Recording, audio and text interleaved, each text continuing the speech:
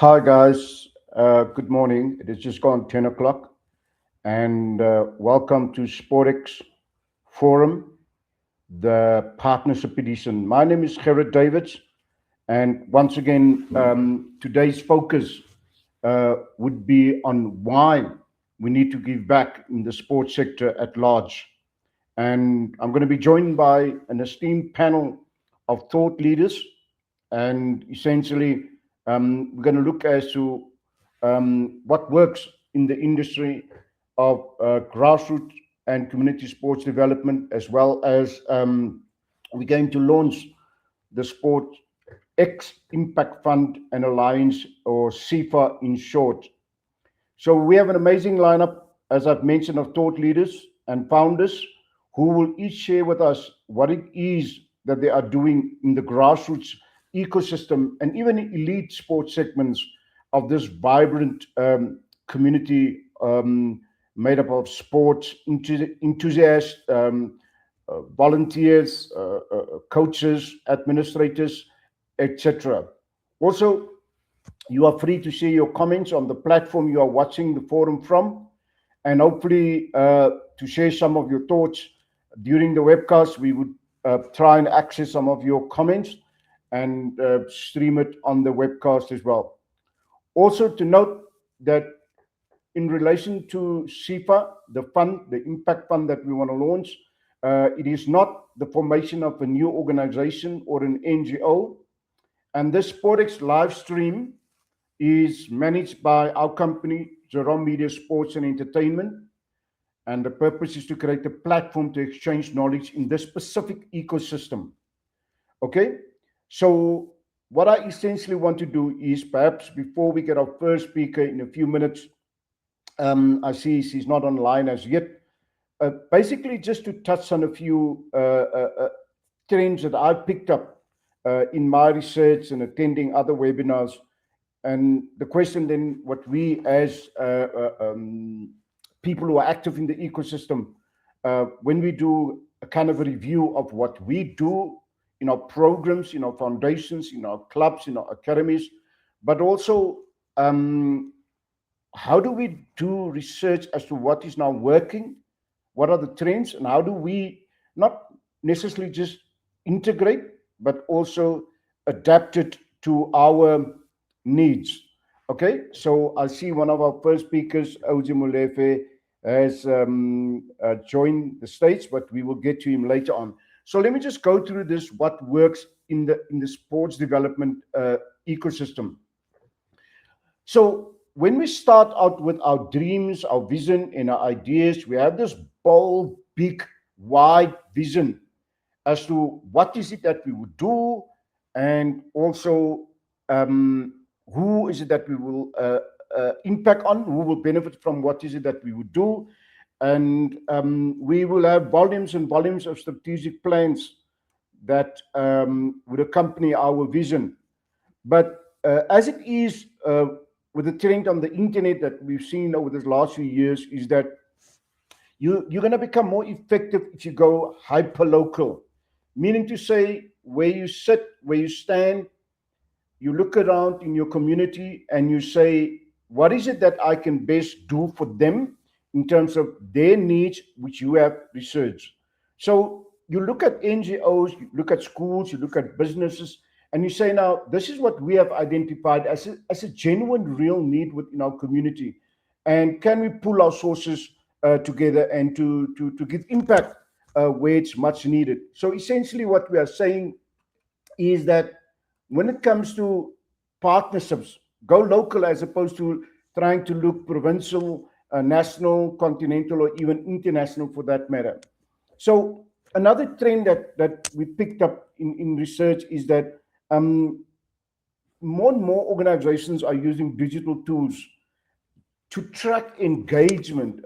How is it that the beneficiaries that are part of our program, or that we need or want to impact, and we need to assess the impact of what we deliver on them. For example, if we have regular five-a-side football games on a weekend at the local pitch, have we done kind of like an impact survey as to how did that impact on the reduction of crime over that weekend? Because now people are gathering as a community, just as an example. Or our after school care program, how did that then in turn improve the marks of the students in the program? So we need to become more data driven focused and present that impact to potential funders or partners for that matter. Another trend that we kind of pick up is that, albeit that if you just want to focus on a specific sports code, um, you need to reconcile yourself with the fact that you're going to exclude people from the process. So if you say that this program is entirely going to focus on athletics, there would be people who are not able enough to participate. And then you need to come up with something in a space. There's always space available. And you would say, okay, my resources allows me to cater for 3 to 4 to 5 different sports coaches within the development, within grassroots, within community sports development for that matter. Okay, so you need to say, how can I maximize as to what I got? See, a lot of times we want to say we'll start when we obtain the resources, but in many instances, the resources are already in front of us. Then a next a trend and has sort of become a necessity, as opposed just to get our coaches and upskill them around the technical conversation of what they must deliver. We also need to impart soft skills on them. The big thing in sport and recreation where children are part of that process is safeguarding. FIFA, IOC, the whole world. In fact, there's a conference next month or this month in Cape Town, I think at UCT, that talks about safe sport. Okay, you can maybe Google that aspect and see what the conversation is going to be around safeguarding in sport. Also, mentorship, and this is a big lack within our development, whether it's now sport, business, social interventions, whatever the case may be. We tend not to focus on mentorship. Mentorship can change the trajectory of the impact if we then work with the soft skills of the beneficiaries that we have in mind. So talking about that social impact, and how does your intervention, your foundation, your NGO, NPO, academy, and the like, or club for that matter, have you had a conversation around that your sport intervention, your program, could be then a solution to the reduction of health challenges that we have in our society? I spoke at a mental health conference last month. I know nothing about the subject matter, but I talked about all intelligence. How can we use all the intelligence and the data, the people's thinking, their mind, their brains that we have at hand?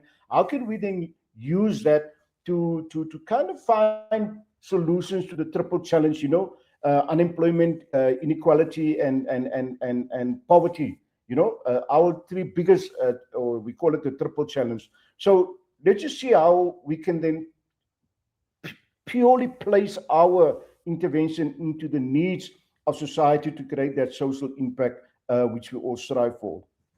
Then, as I've mentioned, resources are available. We are looking for the perfect resource, and that is perhaps the problem. So I've read a statement the other day. It says the idea should be 1% of the equation. Execution should be 99% of the equation. And even if it's ready only 30%, we need to execute, because we're waiting for execution to be almost perfect, and then our program, our intervention never see the light of day. So make an assessment of to the resources that you have at hand, as well as to how that can be used to make it even more inclusive. Okay, OG Molefe is involved in a focus of golf development, but there's also golf football. How do we bring that into the equation for people who are not inclined or have the paradigm mindset to become a good golfer? Okay, so we need to look at what are the other resources that we have at hand. How can we expand that and create micro spaces for other people to make it more inclusive? I've mentioned this thing about the digital approach that we need to integrate. Yesterday, I was watching a webinar with the Minister of Tourism, and she said, why is it that we are not using content creators or the old word influencers to assist us in marketing South Africa as a preferred destination? So the tools are there. Admittedly, we use it mainly for entertainment, but we can also then even run courses, as you would know, on WhatsApp, TikTok, Instagram, and the like. WhatsApp lends itself to any application where it comes to development of whatsoever type or nature for that matter. Then this is a big thing, and we're going to talk about this when we present the Sports Impact Fund later on, and it's first party data. Okay, Coca-Cola in America changed advertising agencies simply because the one said to Coca-Cola, we will do your advertising where it matters, and then we'll capture the detail of the purchaser, because now you advertise, you don't know who's buying Coca-Cola. But if you go with us on Amazon, on the platforms that they have, I can't get to all of them now, we can see who are the people who purchase your product, and then you can market directly to them. So it's first party data with permission. Your participants in your program or intervention, that data is an asset, it's a mine, and you can use it obviously according with POPIA, the protection of promotion of private information, the act in itself, and just use it to your own advantage in partnership with funders and commercial brands for that matter. Then we also need to find ways to turn volunteerism. Sometimes it's not perhaps possible all the time. We need to turn it into a paid incentive. What is it that we can raise in terms of money that we can say to a volunteer, here's a stipend, or here's a token of appreciation of your role within this ecosystem. So in essence, what I'm trying to say before we get to this point, all of these trends that we are seeing, in fact, you can use it as a starting point for a brainstorming session. Inclusivity. You need to be very deliberate about inclusivity, as I've mentioned earlier on. Just not girls, just not the people with this disability that can't run around the track, but they could do other things in terms of recreation. So the focus is just not on sport development, but on recreation as well. So try and be inclusive as possible with your program. So what are we seeing is that programs like yourself, foundations, academies, clubs, federations, etc., we need to move from just running a program because it's funded or we're looking for funding. We need to look at all, perhaps the cogs that I've just showed you. We need to say, how can we bring that into our ecosystem and move from running programs and say that this thing is built for economic impact, it's built for socio-economic impact, and ultimately it will then assist with community development. I'll close there, and essentially what I'm saying is that feel free to share your views through whatsoever means, email, LinkedIn, Facebook, and even this platform. So that is where I would stop as an introduction, and I'm going to add OG Molefe to the stage. Let me just get rid of my presentation here, remove it from the studio, and hopefully I can add, I'm running solo here. So where is OG? He's supposed to be there. His mic is muted. I don't know if you can hear me. I'm adding you to the stage. Okay. Gerrit, I can hear you loud and clear. Yeah, but we can't see you, OG. I think I'm going to have to apologize because you're catching me in the middle of covering a golf tournament. So I was Okay. No, great. Look, Andra waiting Nell was the green to find a spot for you. Okay, no problem. We'll forgive you this time around. We'll do another interview with the face once you are not engaged. Okay, OG. So essentially, welcome for coming along. And OG Molefe, some of you know him as a journalist, but he's also the founder of the OG Molefe Foundation. Just shooting straight from the hip, OJ, what is it that your foundation do? Gerard, firstly, let me thank you Go ahead. Seems like OJ has got some for putting connection this problems together, there. and just from some of the stuff that you've said, just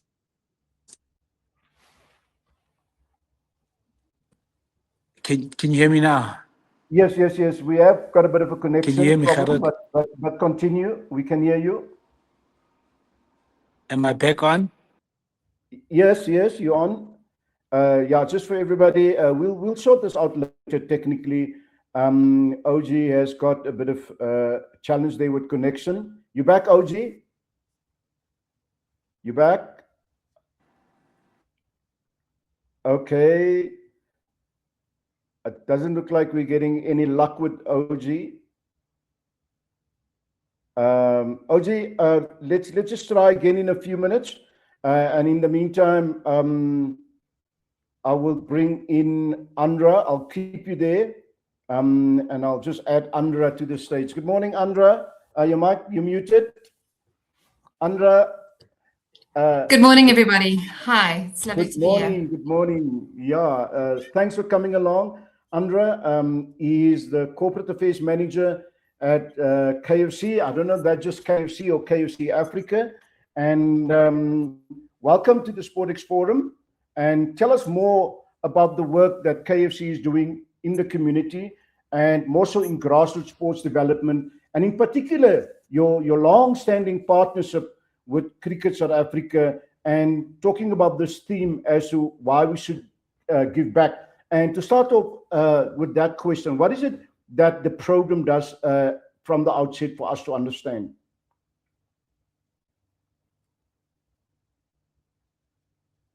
So, Gerard, I think it's incredible to be able to have this discussion, but it's important to start off with why we're doing this. So, as a brand, we know that we are because of the people of South Africa, and we can't succeed in communities that fail. So, at our core, we invest back into communities because it's the right thing to do, but at the same time, it's also good for business. Because if we want to continue operating in communities, we need to make sure that those communities are thriving. And that's really at the ethos and the heart of what we do. So our partnership with Mini Cricket is now in its 17th year. And in my mind, it's a no-brainer because not only does it, produce an incredible pipeline of Proteas, and we know that 75% of just the women's Proteas started off in this program, so it cultivates a love for the game. But we also know that in communities, it actually plays a far bigger role than just getting kids active and getting them to play the game of cricket. So in partnership with Cricket South Africa, it's been a really big honor to be able to go. We've now had more than 2 million kids in the 17 years play this game, but we know through the GIBS study that we launched last year, that kids are able to show up more confidently. We're building more cohesive and inclusive communities, that they get to interact with kids from all walks of life. So this is not actually just producing the Proteas, it's also producing a better South Africa for everybody. Yeah, so you've already kind of touched on as to who are the beneficiaries, but just ultimately in the bigger, I think, foundation that's called Add Hope of the KFC that you're running. Cricket is a component there, and because beach cricket is something perhaps that anybody can participate in, and you don't have to run. And why was it deliberately chosen? I know it's perhaps before your time, but maybe there's some reference as to why they went for mini cricket. So, Gerard, here's the beautiful thing about my own personal journeys. At the time that KFC joined the mini cricket family, I was actually working at the Wanderers with the Central Gauteng Lions. So I've had the privilege of seeing this partnership come to life. And then obviously now, being able to work on the program is an incredible honor and obviously a beautiful full circle moment, because the reality is that what we need in South Africa is more structured sport programs. And I don't think there's any better program than the mini cricket program that is operated in a way that gives sponsors the ability to it's predictable, it's well run, it's got a spirit of volunteerism in it, it has proven that it is sustainable. I think the hardest thing for sponsors is coming into a game and there's no structure, there's no predictability in the program or reliability from a sports union perspective. So the reality is we would really love, I think more companies will get involved if we just make it easier for them. And Mini Cricket is such a proven program that it is, as a sponsor and an outsider, fairly easy to support it because of how well run it is.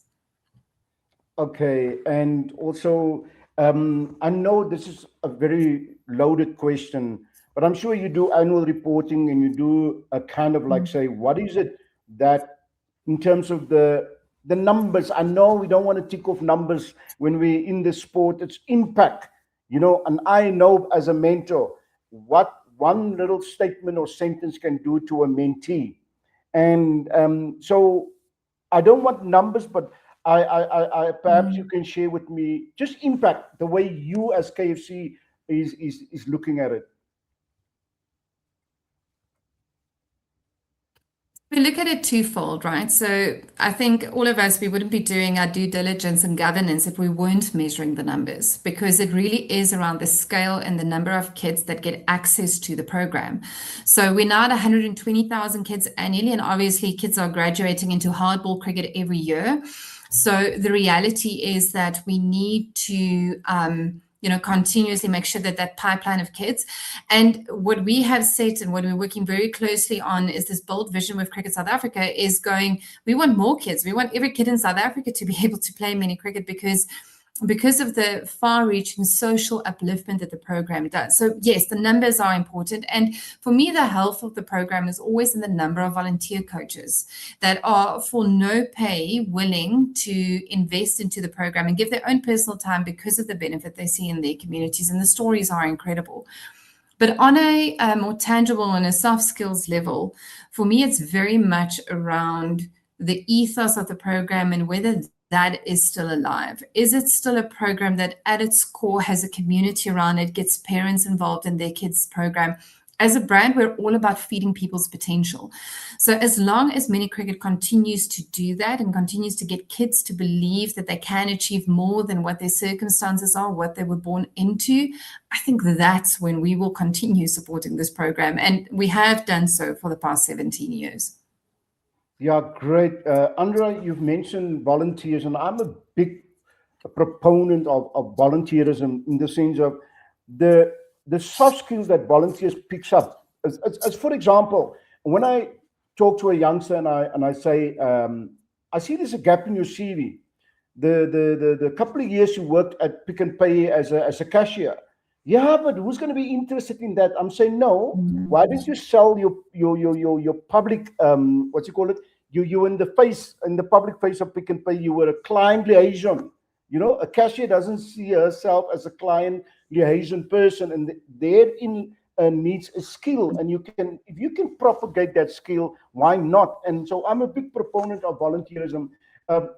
If you look at your interaction with them, what is the growth patterns that you see that one could say to more and more organizations include a bigger volunteerism program?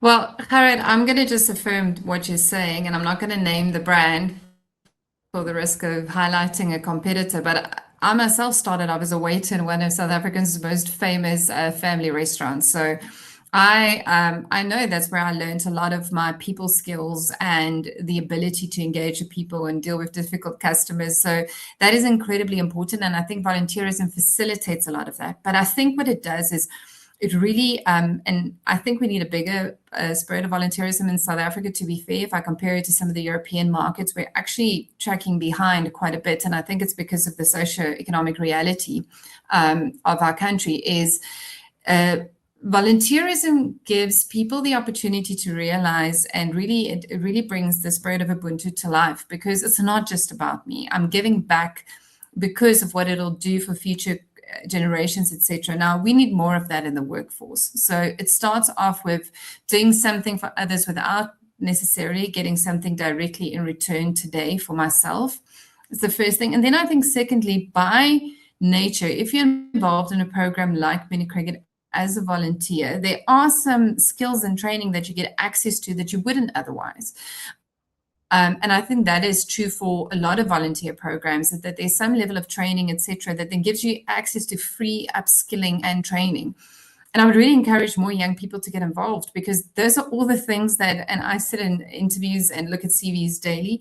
That's what we're looking for. We're looking for, oh my gosh, I'll give you an example. I was a dance teacher when I was at school, right? So it might seem insignificant in my current corporate environment, but the reality is that by teaching little kids, people see that firstly, you've got an entrepreneurial mindset from a very young age. You got involved in things that give back to communities. You wanted to create your own reality. You're providing for yourself. So there's a lot of things that by including that kind of stuff on your resume actually works in your favor, and it says a lot more than you might think.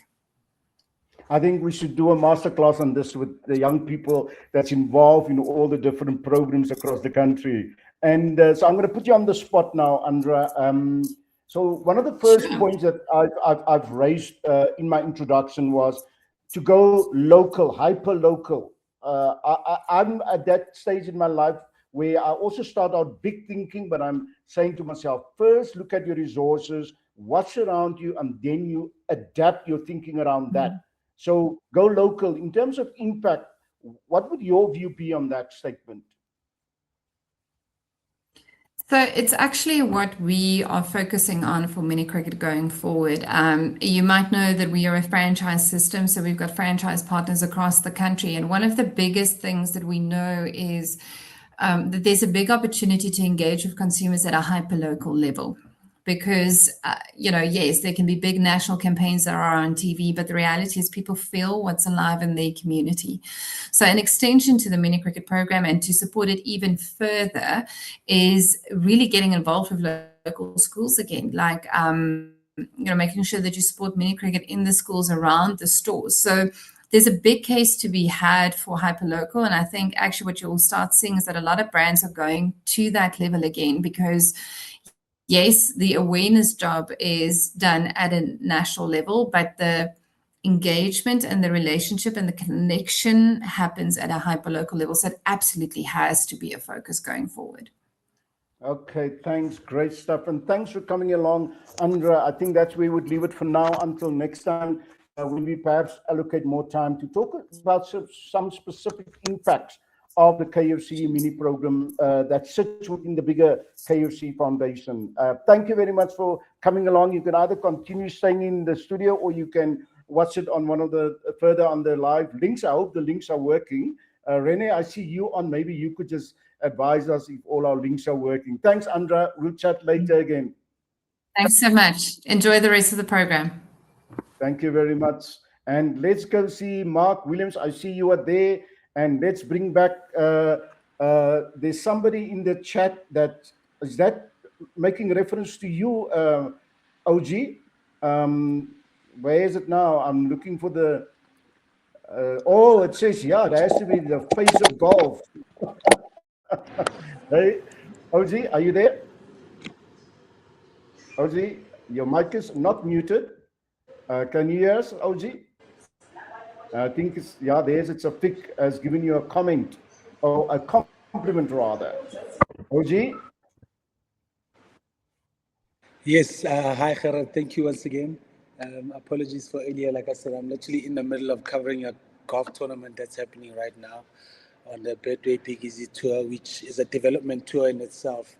And maybe also one of like the inspirations of how we actually formed and came about is the fact that golf is one of those sports that's, I don't want to say marginalized, but the barrier to entry into professional golf, especially for people in communities that are previously disadvantaged, is really, really hard. And that's essentially the reason why back in 2018,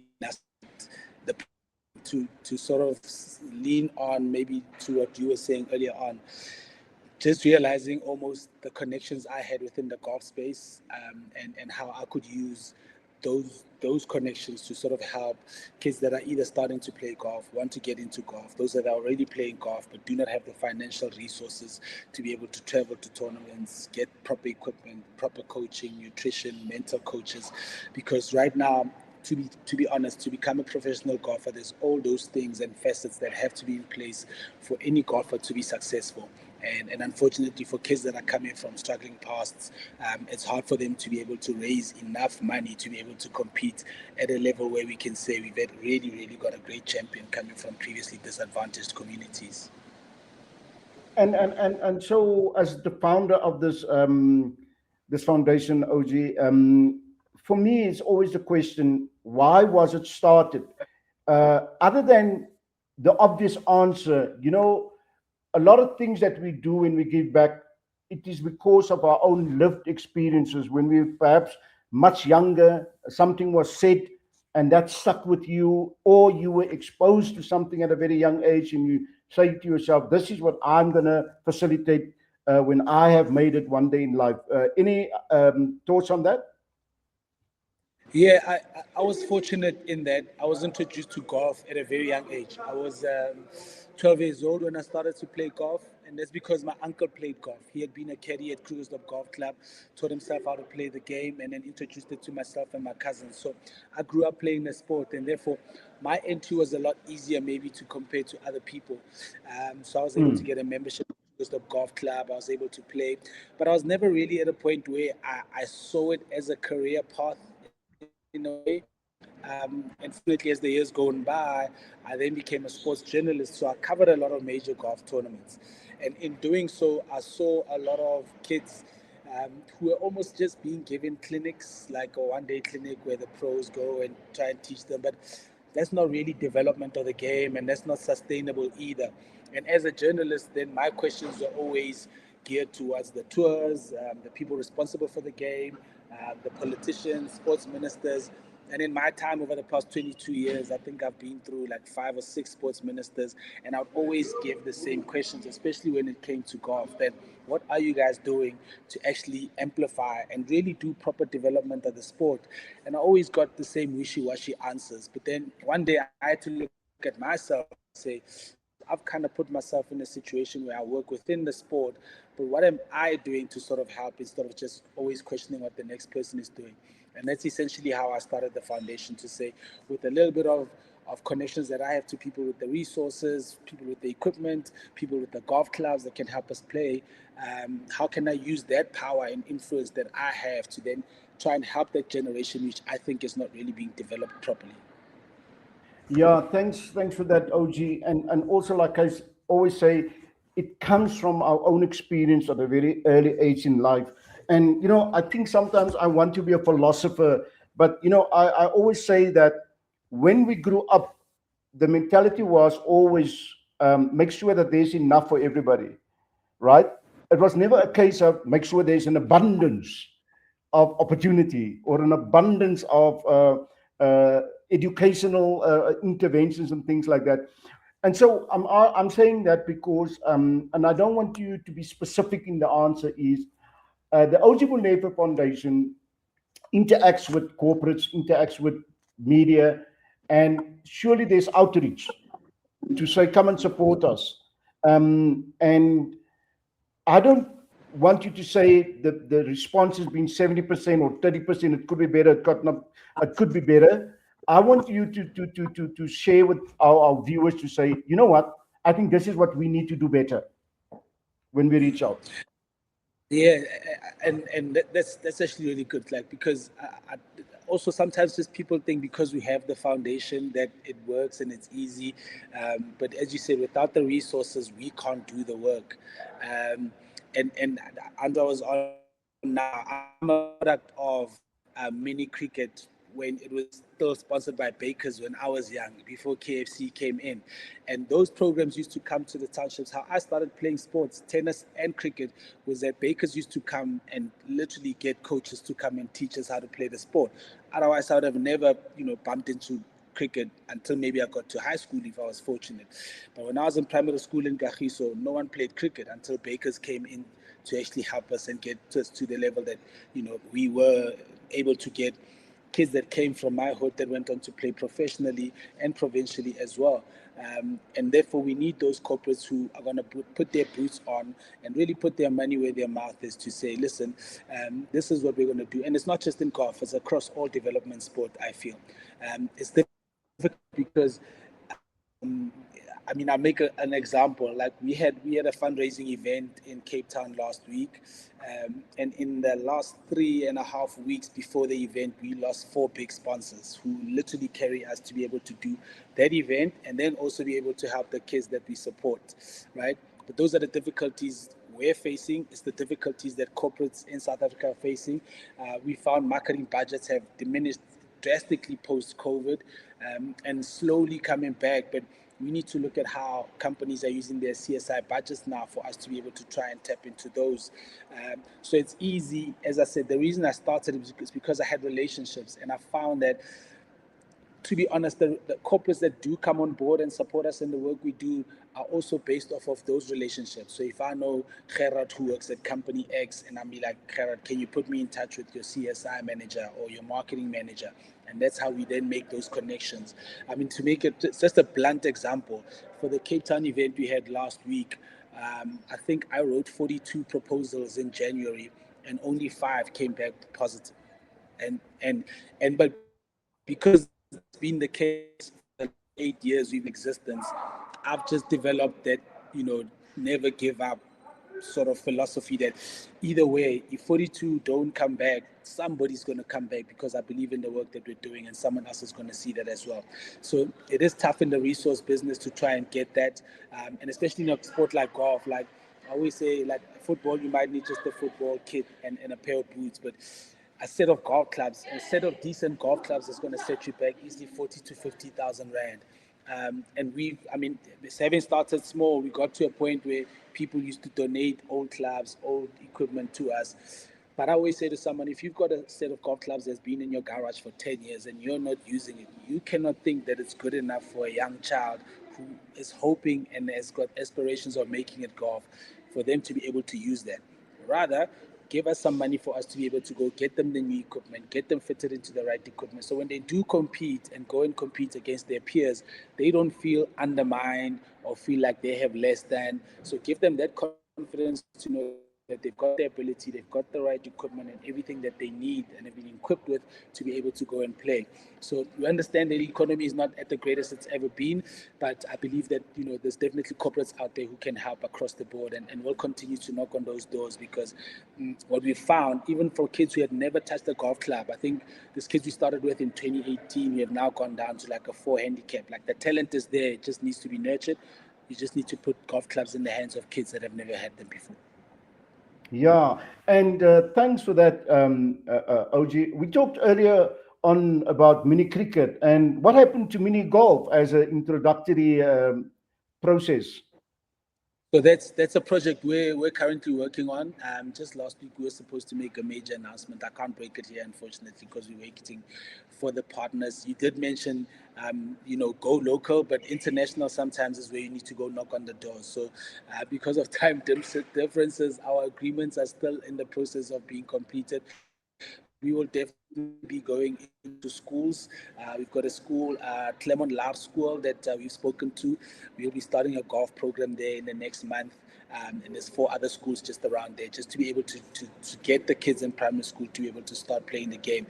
And then from there, they can then graduate into the other parts of the OG Molefe Foundation. We will help them if they do want to become professionals or anything else within the game of sports. I always say to kids, like, you'll find a greenkeeper that earns 2 million rand a year. But when I was growing up, no one ever told me a greenkeeper can make a decent living in South Africa. So there's so much that you can do within the sport of golf itself and not just play it. And therefore, we want to just create and open those opportunities to our kids. And earlier on, we talked about partnership, and I'm also a big proponent of collaboration. But stakeholders sometimes do not understand the notion or the concept of collaboration. They confuse that with partnership. Partnership is something different. What's your experience like, and where would you like to see more collaboration going among stakeholders in this ecosystem? I think we all have different experiences, and if we can then, I mean, it's difficult. Like you mentioned, foot golf earlier on, and I've had people that come to us to say, "Come and help us with foot golf," but the collaboration would be amazing, but it's also difficult because while we're fighting the struggle of just golf itself, and maybe like as you say, mini golf, to then take on the challenge of then trying to promote foot golf is us almost taking the eyeball off what we're trying to do in this sport. So that might be a way to introduce kids to the game of golf overall, but it's a completely different discipline if you think about it. But there's definitely no stopping us being able to collaborate with another organization that's within the development space but doing something. Because what we also then find, and this is where I then help a lot of organizations that come to me personally, is that they always figure that a golf day is an easy way to raise funds. Now, I've got the experience and the know-how of how to put one together and what it takes. And I even though I might not collaborate, I help certain entities to be able to put theirs together so that they can somehow be able to make money out of the golf days. And because I've done it for so long, I know the do's and the don'ts. And I think when we all come together, like the stuff that you shared that I'll be hitting you up on earlier, that's stuff that we haven't considered. And I think in the reporting of everything we've done and the impact you've made, there's points that you got across here on that I to tap into you about, and that's where the collaboration then comes aboard. So it might not be necessarily that we're going to do an event together or we're going to do a golf program together, but if you're saying, and this is where the power of collaboration has come to the fore for us with this project that's coming up, is that the Humanitarian Fund have already started a program in Claremont Primary School. Therefore, the agreements are already there. So the conversation with the principal was easy because we're partnering with them in this project. Yeah. And therefore, that makes them already running a rugby program. They've already established the steps to be able to do this. Therefore, we're just coming in to plug in a golf program onto what they've done with rugby, with helping kids with computer skills and all that. So those collaborations are really important. You need to find the synergies that work for them to actually be successful. Thanks, OG. And perhaps in conclusion, if we were to collaborate, because for me that's also a form of giving back, sharing my learned experience with somebody starting out a project. So if there were to be potential partners in the room, what are the specific things that you could say to them? This is what we are lacking in terms of resources. How can you support that specific area where we're lacking perhaps know-how? Would you be able to do that, OG?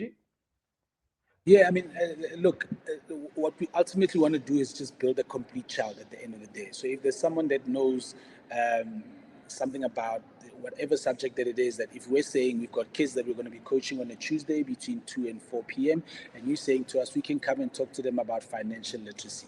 We can come talk to them about hygiene. We can come talk to them about golf for us is a way to be able to get them there, right? So whatever it is that you say and are able to impart that knowledge. We'd be gladly happy to have you there with us. For instance, we're busy now with a major bank where we're going to actually get a couple of, especially the older kids, just teach them a bit about the financial literacy, because what we've also then found is that the guys who do become professionals don't know how to budget their money. It is a tough sport to actually be able to be successful in. I'll give you just a rough estimate and example that on the Sunshine Tour, a professional is going to need close to plus minus 300,000 Rand just to almost get by in a season, right? And if they're fortunate enough to find the sponsors and the backers that will give them that money, sometimes they get it and don't even know how to spend it. They might spend all of it on the first tournament, which is not as important as another tournament that has more points to gain. So we're bringing this bank to be able to say to the guys, listen, this is how you firstly go about acquiring your money, and when you do, this is how you must spend it. And think about all these other things, because a golfer, once they have the money as a pro, they need to think about eating, traveling, paying a caddy, where they're going to be staying, paying a coach, paying a mental coach maybe, sometimes having to pay for practice facilities if they need to do that. So there's so much that they need to think about that finances might not be something they think about. So if we can get the kids, even before they turn pro, to start thinking like a professional and bringing those partners on board, we can definitely do that. But from any spectrum, I mean, if it's somebody that does mental coaching, it's someone that does social or mental work, with like whatever it is that you feel would be beneficial to any sports person. We're always open to chat to anyone. Thank you very much, OG, and to the viewers there, it's an open invitation to reach out and start to initiate the conversation around collaboration. That's where we would leave it for now. Thank you, OG. You can now go back to the golf tournament and dedicate your attention to that. And we'll chat next time, but also very much appreciate your insightful contribution towards this discussion around why we need to give back. Thank you very much. Until next time. Okay, I see that we've got Michael here. Good morning, Michael. All set to go. Your mic is on mute. We all guilty of that. Morning, Michael. No, we managing. I'm running solo here, you know, with on the desk, as they say. No, but great stuff. Thanks for coming along. So Michael is, I think he wears a couple of hats. He's the chairman and the MD of Boulderstone Sports Institute. You'll tell us more about that. But within the institute, there's also a foundation and many other affiliates. So welcome, Michael, to SportX Forum. And so essentially, just a short introduction on yourself. I know the website is very extensive with regards to the profile of the family and where it all started. But I'm not so sure if you were at Wits already when the program was started way back. But could you just share to us as to why the Boulderstone Sport Institute and the foundation was started, with what aim and objective in mind? Sure. So thanks for having me on board. Great initiative. So the Boulderstone Sports Institute, we've been going since 2004. We started as a golf academy. That's my background. I'm a PGA professional. So golfer turned coach, and then set up a golf academy, of which we've then evolved into a multi-sport academy, which combines sports training, so high performance youth development sports training with education at schooling level and at college level. So that's essentially what we do. So we've been going for 22 years. We have 6 sports that we cover.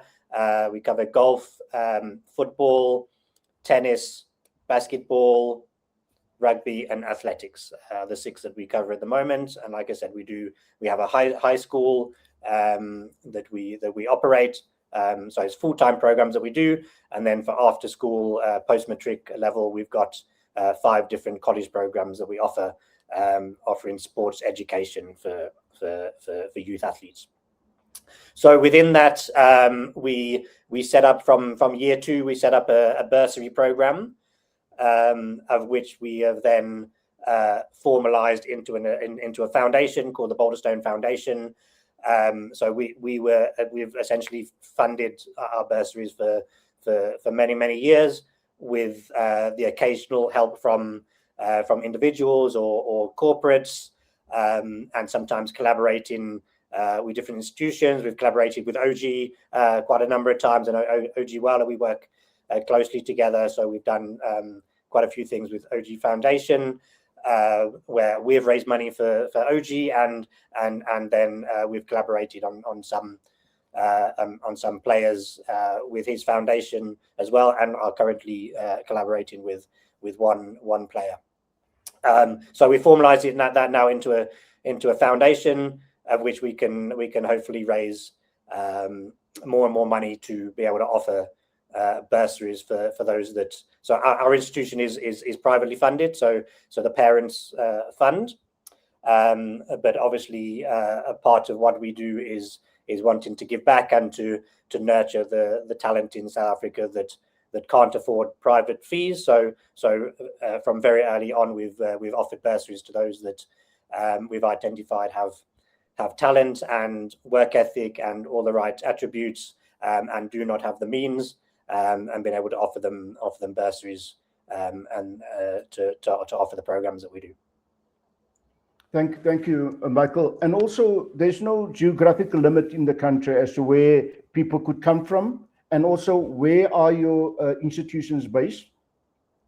Yeah, so we're based in Johannesburg, in Bedfordview, Johannesburg, but we have students coming from all over the world. So around about 50% of our students will be Johannesburg based, 25% will be the rest of the country, and then 25% are international students. So we have a boarding house as well, and yeah, we take from all over. We do have a franchise golf academy in Cape Town as well, called TGSC Cape Town.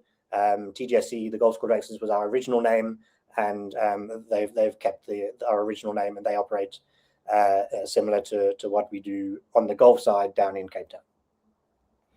Thank you, Michael. And also, how does the mix of education and intensive sports development, how does the two complement each other in terms of that personal development that you see within the individual?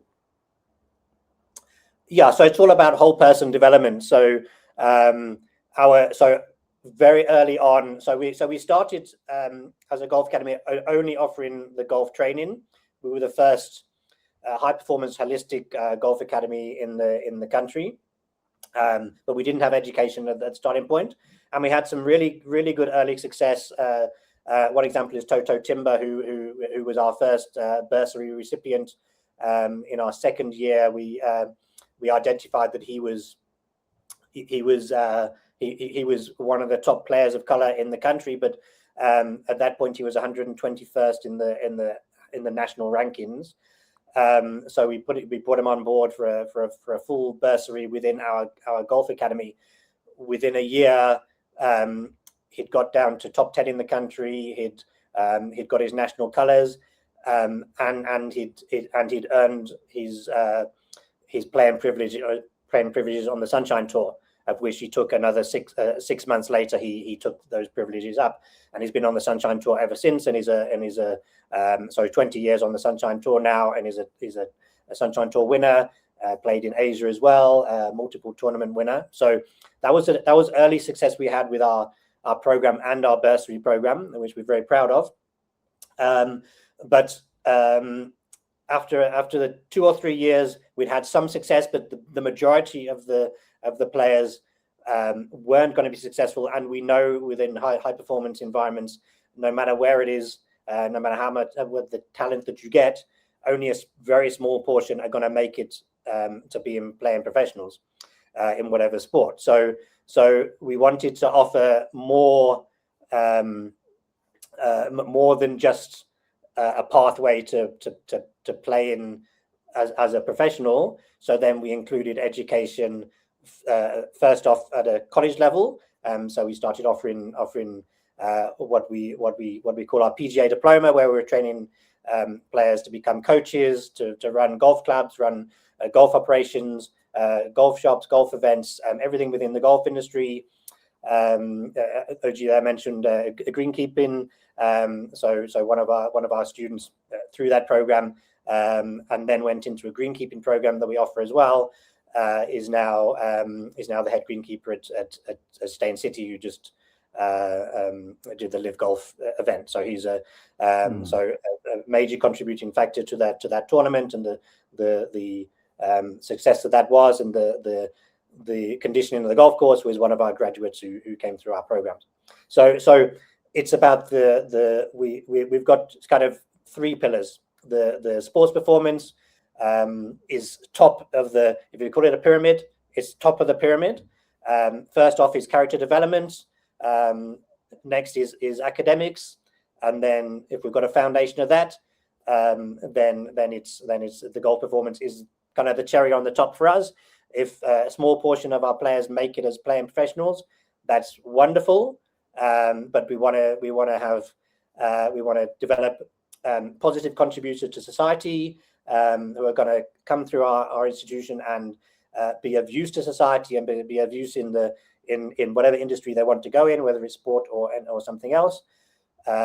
We educate them so that they have multiple pathways in their career, whether that's in South Africa or worldwide. We've got guys in over 25 countries around the world from our graduation group. And then, like I said, the cherry on top is the handful that are going to make it as playing professionals, might make the headlines, but really the major thing is developing people through education and sport that are going to contribute to society. So, the potential is so amazing. Mark Williams is going to come on later on to talk about his foundation and the stuff that he is leading, similar to what OG is doing. But recently, I was with Mark and we met a gentleman and we talked about a golfer who's won a tournament in South Africa. And when it comes to the money side of things, financial management, there's something lacking. As OG mentioned it earlier on, that 300,000 must be stretched. And so a lot of times, where I come from, I've mentioned this thing about just enough and not abundance. So I still sit with that just enough and not abundance. Are you with me in my DNA? Yep. And what would your outlook be towards a statement like that, where we say we need more financial management training of our sports people? Yeah, it starts with education. So the more we're educating for those that are going to make it, as so many examples of sportsmen and women that have earned a lot of money in their career and then finished their career and they've got nothing left. So part of our programs, we offer a sports management program which is very much related to the business of sports. And part of that is personal finance. And in our golf specific program, our PGA diploma program, there's a 3-year program that there's a major business module across all 3 years that again not only trains them to run a sports operation or a golf operation, but also to manage your own finances. So we have to educate. It's unfortunately there's been way too many talented athletes that have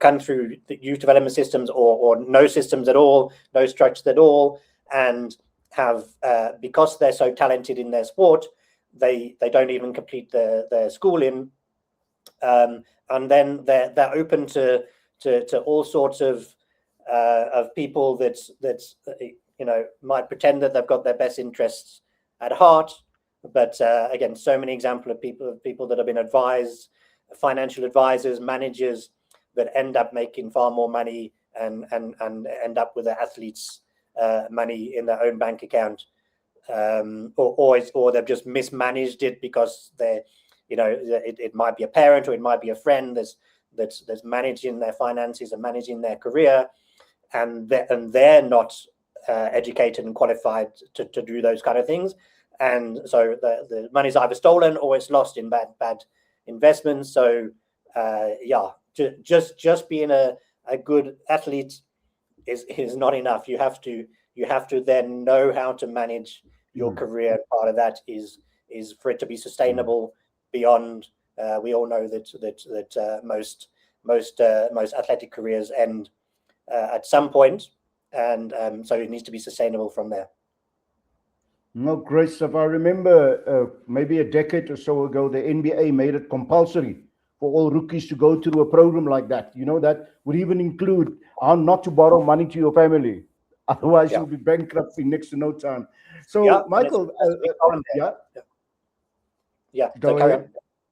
No, carry on. It is a major problem in South Africa, that kind of thing. So we need to keep educating, and people can't rely on just their talent and assuming that everybody is going to have their best interest at heart, because unfortunately there's been way too many examples where we've seen that it doesn't happen that way.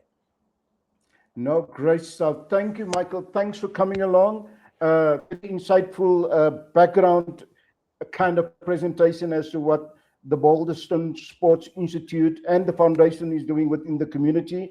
Let's make another appointment for the future. In fact, I'm in Bedfordview and I was quite surprised that we're neighbors, so maybe I come and have a cup of coffee at your office and we can, and we can chat how we can facilitate collaboration between stakeholders. That is my mission at my young age now, is to facilitate collaboration. No, great stuff. Thanks for coming along, and we'll chat next time. Okay, thank you. Great stuff. Go well. Thank you, everybody. I think I saw our next guest, Shafika. Mark is waving. He's there in the studio, but I think Shafika is next. But if Shafika has disappeared, and I'm taking liberty here, Shafika is traveling outside of the country, and if she's having a bit of a problem to come back there, then I would switch over to Mark. But Mark, let's just give Shafika a minute or so. I see there's some a great interaction going on in the chat. People are mainly watching on LinkedIn. I can see. I'm not so sure where's the Facebook crowd and where's the YouTube crowd. So yeah, look, the thing is this. I'm surprised that you guys are active on LinkedIn, because LinkedIn is normally the problematic platform with live streaming. You can do a test the day before and then the next day it doesn't work. There is our colleague Shafika, and I'm going to add it to the stream. Morning, Shafika. Your mic is on. You're an expert on this. Can you hear me? Yes, we can hear you. You Hi, don't Uncle arrive. Philip. How are you? He calls me a LinkedIn uncle. Okay. No, I am in another country, but I hope that you can hear me, can see me clearly. Yeah, that's not too bad. The sound or the audio is not too bad for that matter. Okay, So yeah, I am, whilst I'm talking to you, okay, I'm looking for a folder with the ticker tape for Shafika Isaacs, but I created it as the F-bomb. Okay, so there's a bit of going on, yeah, because I'm multitasking. Yeah, I see OG has also come back. Mark is waiting patiently. Okay, Shafika Isaacs is the founder and commercial or chief strategy officer at the F-bomb. Okay, so now for those who are not familiar with the organization itself and what is this thing called, why it was started, Shafika, welcome, is best to explain that to us. Thank you. awesome. So essentially, it is what I'm hoping to be a Pan-African movement. It's currently largely South Africa-based for obvious reasons. And the idea is that we use sport for the advancement of women and girls. And this is not just related to the actual athletes themselves, but the women working behind the scenes, women who have been working behind the scenes for decades and have been told the same story about, your work needs to speak for itself. And we know whether you are male or female in this industry, it often doesn't. So essentially, there are two tracks here. The one is around the women in sports. So whether you're an athlete or whether you are an administrator, a marketer, a graphic designer, a journalist, whoever it is that's working in sport, we get together, we do online and face-to-face networking. We share our skills, we share our ideas with each other, particularly around things like brand building, around things like public speaking. And I'm a big person in terms of like challenging people to get out of their comfort zone. I do it regularly, as many of you know. I think it's absolutely important. And so it's really about taking visibility, which I think there are loads of amazing initiatives around visibility for women in the space. But we want to make sure that that is also aligned with commercial objectives. So that means that you have growth in your career, that you start businesses and all of those things. And so to do that, we've also got a commercial advisory aspect, which I'm calling the F-bomb works for now. And this is really where we're able to advise brands, federations, teams, clubs, and individual athletes, as well as these women, just to create an actual commercial strategy around it, so that women's sport doesn't become about charity and goodwill and gender equity and all of those things, that it actually is seen for what it is, which is a commercial opportunity, and a massive one at that. No, great stuff. Shafika, I was there when you started the journey. and you mentioned the word that it should also become a self-sustainable approach and an effort on the part of the members within the ecosystem of FBOM. And so are there any particular pathways other than just creating visibility and opportunity that you have prioritized for the next year? So I mean, as it's also quite new, and it's been a bit of a struggle trying to grow both at the same time, even though they link and tie in so beautifully together. But I think right now my major focus is on the recruitment drive, is to try and get those numbers up. And again, like not only in South Africa, one of the reasons I'm in Ghana right now, for example, and I was in Kenya late last year, is to actually spread the word about what we do. And again, we aren't in competition with any other organizations working with women in sport. Our model is very different. And so what I see us doing in the future is having this amazing database, having our own events. We've already been very fortunate. We've done 2 so far, and both of those had brands coming to us saying, how can we get involved? Can we donate prizes and so on? I do see us having a lot more training going forward. We've got incredibly capable, talented women in this community who are very well off in their careers. They've gone really far.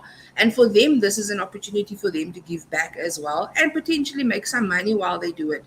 So education and training is a big component of it. And then my vision, because, I'm always trying to combine my passions, is I'd love for the next time I go to a Ghana or a Tanzania or Egypt or wherever it is I go next, is to actually take a group of women with me, and have us start connecting in a very real way on the ground with each other. There's so much to learn. I think we as South Africans often think that, we know everything there is to know about sport. But there are quite a few things that the rest of Africa can teach us as well. Okay, talking about Africa, the challenges that a typical FBOM profile member experiences in Africa, how does that relate to the one in Kenya you were last year and the one in Ghana where you are now? Yeah, look, I think we are all sitting in the same position as women in the sport. And please understand, when I say that we focused on women, it's not because we don't understand that men have issues as well, that youth have issues, that people of color have issues, people with disability. This is just the frame of reference that I can actually work with. So this is why we've chosen women in sport for now. And I think we all struggle with one thing, which is an industry that wasn't built with us in mind. An industry that for the longest time hasn't taken into account what women have to offer that is unique. And that is holistic thinking. That is the ability to consider patterns, to consider all the different impacts when you make a decision. And we always say, if you want somebody to go from A to B as quickly as possible, you ask a man. But if you want to go from A to B as effectively as possible, you ask a woman. And I think it's so important that both of those voices exist in this space. We have been doing it for the longest time. They are, and I see a few of them. Yeah, I see Renee, for example. These are people who've been running the show, but haven't had the visibility, for example, to be able to shine in the way that they are supposed to be. So across this continent, I've seen it. From the women in sport perspective, you've got women working behind the scenes, not being taken seriously, having to fight for the same seat, because we're told that out of 10 seats, women only get 1. Why? So that's what the FBOM exists to do, is to ask those difficult questions and to say, why not 5 seats? Why not 6 seats? There's so much evidence in this continent where women are involved in parliament, for example. If you look at a place like Rwanda, where majority of the MPs and people doing the work in parliament are actually women, and how successful that has been. So yeah, it's not a feminist organization. It's really about us finding our own power within the space and understanding that we have more to offer. And then on the athlete side, I mean, sometimes I go to these places and I come back and I feel so despondent, because in South Africa, for example, we are having conversations around a professional women's league for football. And you think to yourself, how do you introduce money into an area where right now women are still facing sexual harassment? And we're not just talking athletes, we're even talking coaches. There's nothing in place to protect them. There's, we talk about safeguarding, but it doesn't happen on the ground. And now you're introducing money into the situation as well, which means now they have more to lose. So it's really imperative that we actually get all of these things going, because we want to grow, but we can't grow on a base that is wonky. And right now, base is extremely wonky. Yeah, no, great. Before I ask my next question, I think it's Brett Berry that said they would like to cover more women's sport. I do get the newsletter every week, and always I say I would make contact with Brett and have a conversation on what we're doing. So there's an open invitation from Brett Safika. I know the two of you do engage on LinkedIn as well, if I'm not mistaken. But here is the next question. So when we talk about investment and developing women in sport, automatically our mind goes to the field. And that's not where your F-bomb is necessarily playing. It perhaps sits on the other side of the ecosystem, complementing what's happening on this side of the ecosystem. A bit of elaboration on that, perhaps? Yeah, I'm not sure I entirely agree with you, because I think, yes, the actual content of the development part of this might be different for an athlete versus a marketer. But at the end of the day, for example, we want to get marketers into positions where they become CMOs, where they become heads of sponsorship.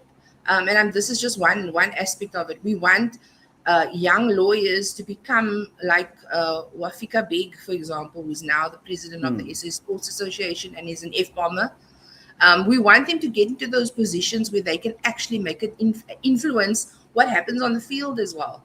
That we can be in a position where I see Sumaya Khan is here as well. I mean, what an amazing person, and she's a trailblazer for us. And Sumaya's been in positions where she could make a difference, So we essentially want more of her in the world. And so, I think they work together. The women in sport have to support the ones on the field and vice versa. So our responsibility now is to find the right pathways. One of the things that we'll be doing coming up soon is that we'll be working with certain sports lawyers who've adopted teams, women's teams, and they will be working with those teams to make sure that those players know their rights, that they understand what goes into contracting, that they know how to work with agents and scouts and all of these things. And so again, I think it's very difficult for us to separate the two because there's so much that we can do to influence each other. Yeah, I kind of like that mentioning of attorneys adopting sports teams now. Can you perhaps elaborate on that? That sounds very interesting. Yeah, so we're still working on it. I'm actually working with the SA Sports Law Association.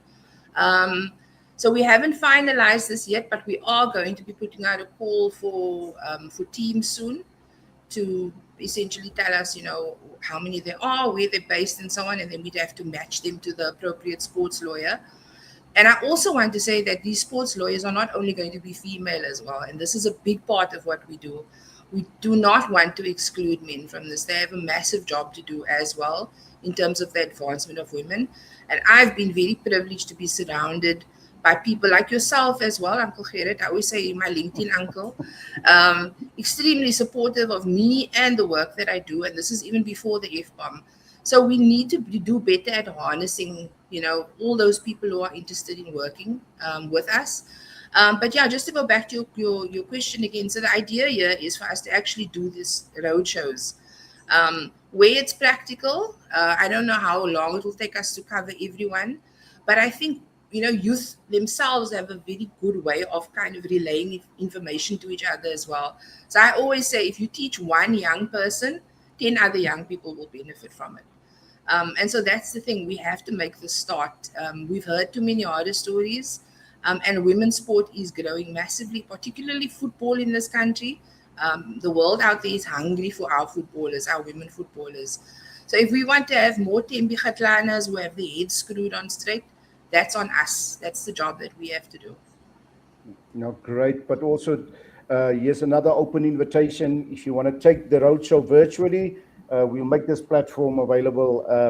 Thank you. to you and your team, because when you left your previous occupation or job, for that matter, and you came up, this was actually a light bulb moment that came after Wafika has, sorry, Safika, as you mentioned Wafika now, after Safika has plotted the course, and then she realized, but I'm going back to where I was now, let me tackle this exciting thing called the F-bomb there. So now great stuff there. And listen, it's 15 minutes is gone. I do 15 minutes interviews because of LinkedIn, because later on we're going to post this on LinkedIn for those who couldn't make it, and LinkedIn restricts us to 15 minutes. Okay, so great stuff, and enjoy Ghana. Thank you. We'll talk when you're back at the end of the month. Perfect. Be good. Thank you very much. Thank you. Bye. Okay, great stuff. That was Safika Isaacs, founder and jack of all trades at the F-bomb, but she primarily wants to be known as the commercial strategy officer.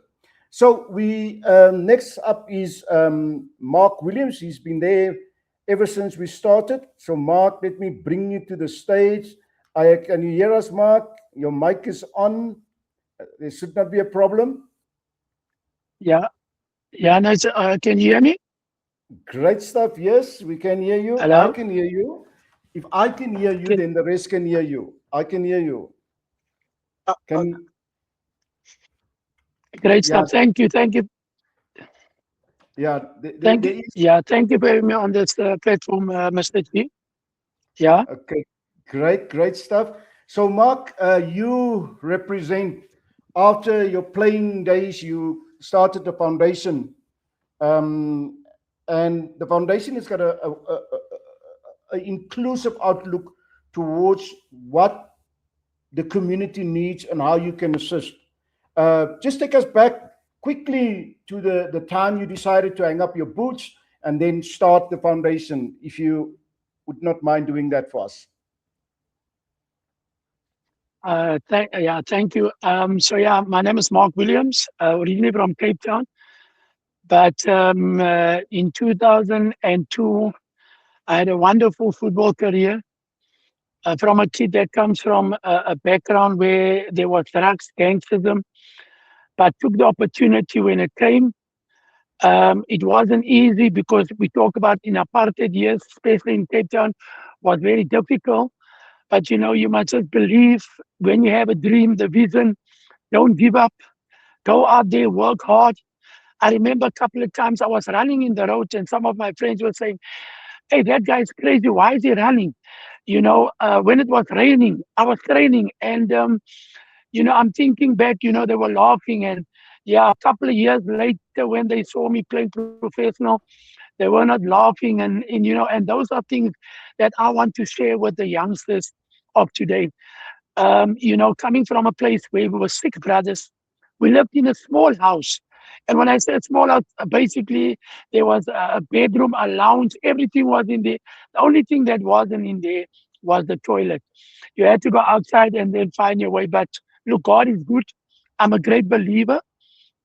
And so, I had opportunity to go and live in Claremont, in Cape Town, which took me out of a little bit out of the gangsterism. But, while I was growing up there, my first language is Afrikaans. And I speak Afrikaans fluently. And then here I had to speak English. But you know what they say, it's not, when you go to places, it's not about the language, it's what you want to achieve. And I remember in the book that I've also come into the book that I mentioned about this girl that I like, Judy, and Judy was speaking English, and it was quite funny. I wanted to tell Judy how I feel about her at the age of 12 years old, but the English couldn't come out, and I went up to Judy, and all my friends were standing, and like, I wonder what he's going to say, and I went up, I said, Judy, I love you. And they were laughing, and it was so funny, but you know what? They say who loves the first loves the last, and I was one of those guys. I always wanted to try. And unfortunately, I had to move out of Claremont, and sorry for that. And I had to go to Hanover Park, and that is where this whole life of mine changed again. And that is where the gangsterism come in. But I never gave up on my dream. I always believed that, there was something I could do. And yes, while I was playing there, through those gang world and things like that, I played for a couple of gang leaders. But the reason why I was playing for them is because I needed to put food on the table for the family. And it was very well. They understood that what it was. And yes, I never gave in. I got the opportunity to start playing for a professional club for Hellenic in Cape Town in 1988.